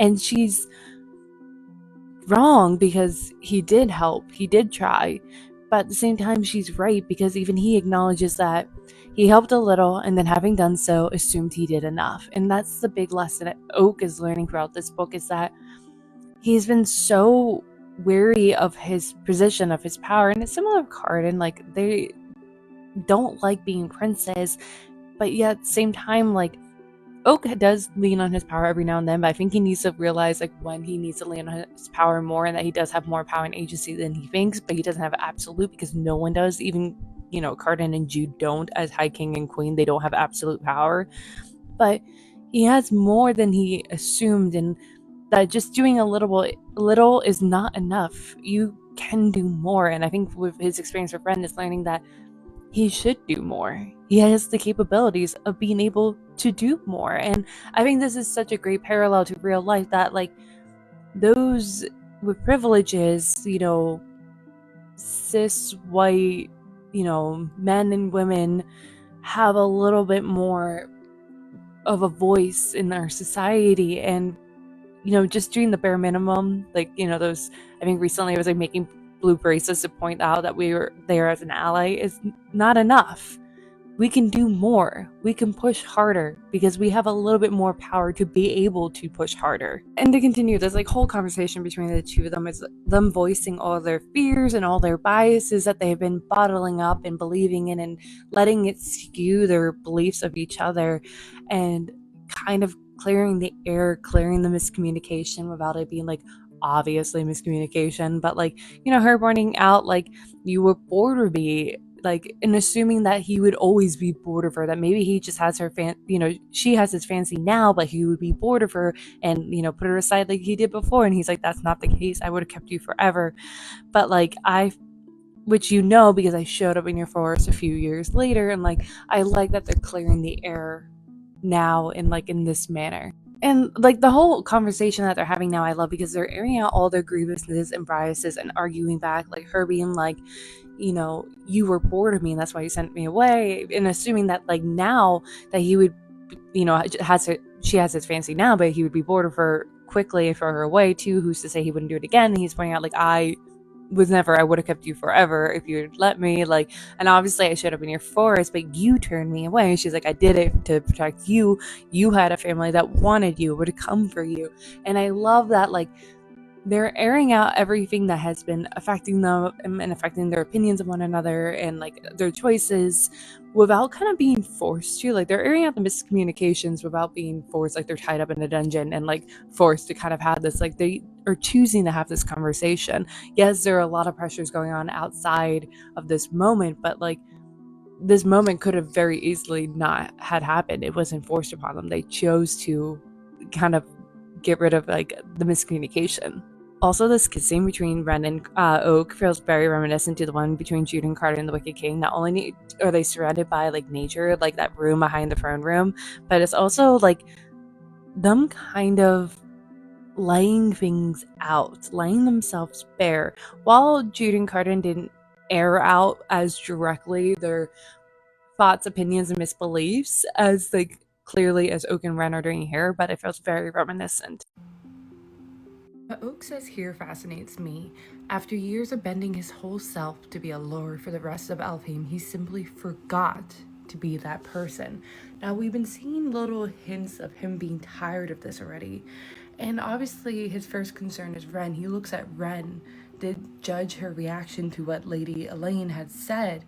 But he at the same time doesn't want to give this act up because to him he thinks it gives him importance, it gives him a role in this world, in this court, a position kind of. He wants to be involved in his family's business per se, and he thinks this is the only way, which is really sad if you think about it, and like that he's simultaneously not willing to give this up, which I think is why him and Ren aren't fully across the finish line yet, even though they literally just had sex. But this, him not being able to give this act up is going to harm him for a little bit more.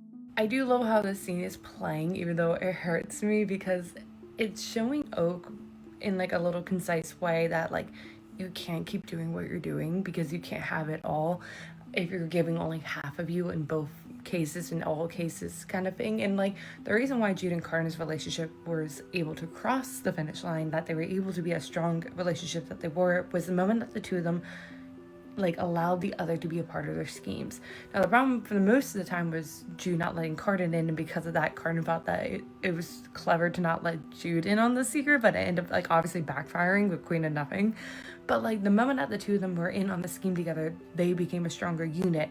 Even if Carter is putting on an act, she's in on it, so it's okay. So like that's the difference here. If Ren knew what Oak was doing, it might hurt still in the beginning because it's leaning into this fear that she has that he is going to get tired of her and move on, that he's going to have all these mistresses. Think of his grandfather. And like that's I think what she doesn't want.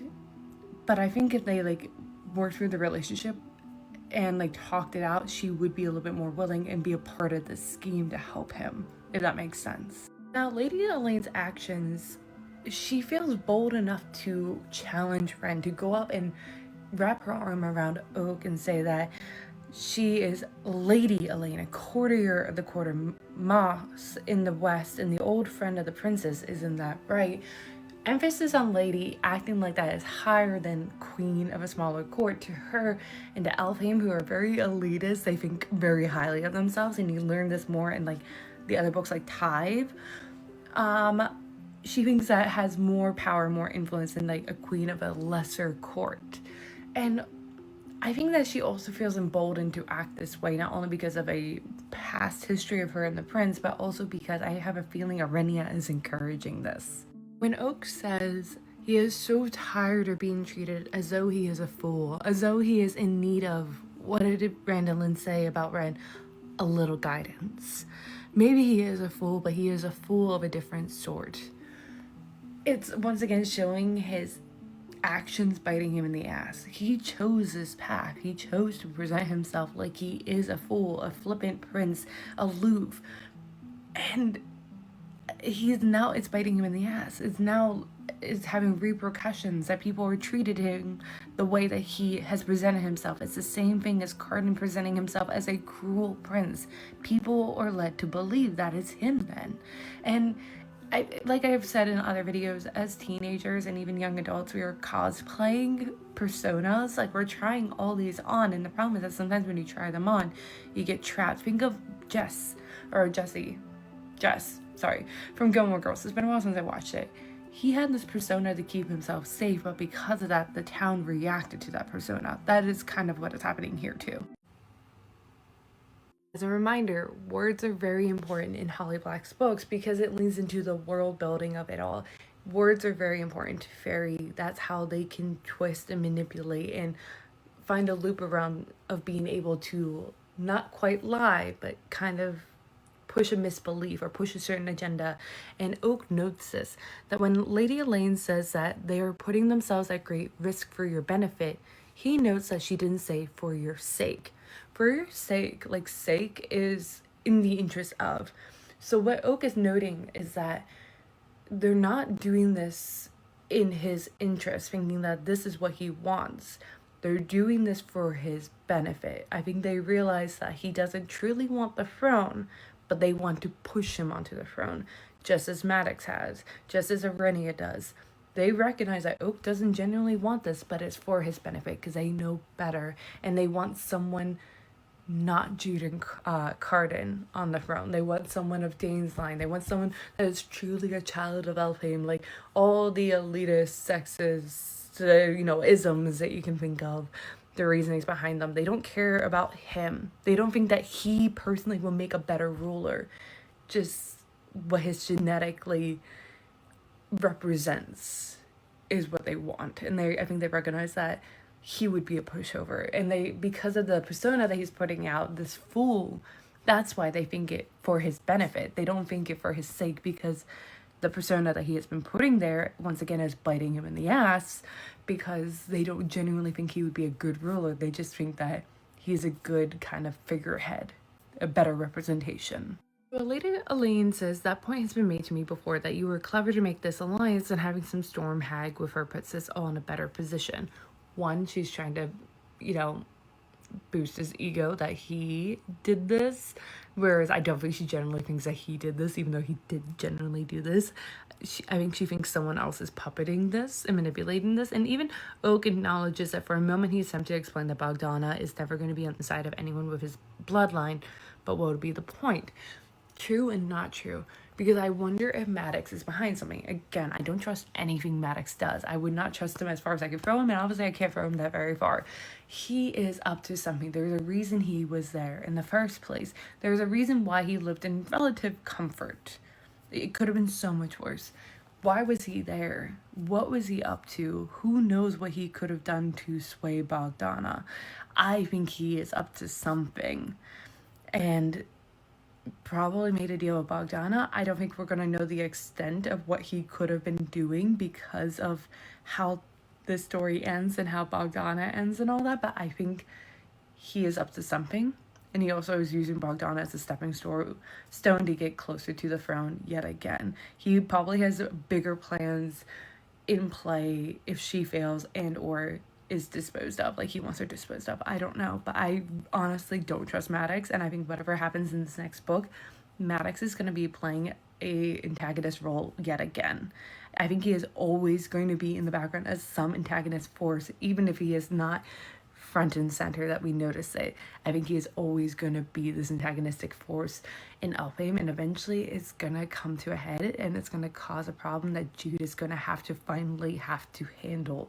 This thing that she's been ignoring and pushing to the side, she's going to finally have to address. Oak's feelings at the end of this of towards Lady Elaine about wanting how he should go forward if he really wants her to be tried for treason, because I think he's recognizing that, or at least he's deluding himself and thinking that she is just caught up in something in her power hungry of being close to the throne. She's getting herself caught up into something, and she is young, and it's such a fine line. And I think this is again a thing that Jude has to deal with, how much are you aware of, and how much kind of leniency do you give people space to grow and change, because obviously Maddox isn't growing and changing, but she gave him the space to, but didn't give it to Balkan, for example.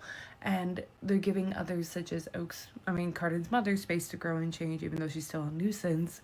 But would Lady Elaine change after learning, say, this lesson of treason, or would she still continue to vie for a position in power to disrupt Oak and Ren's relationship. Like, that's what we don't know. And I think that's something that, like, morally, the world isn't black and white. And I think Oak's realizing this, that, like, getting involved in something like this, it becomes a lot more gray and a lot more difficult.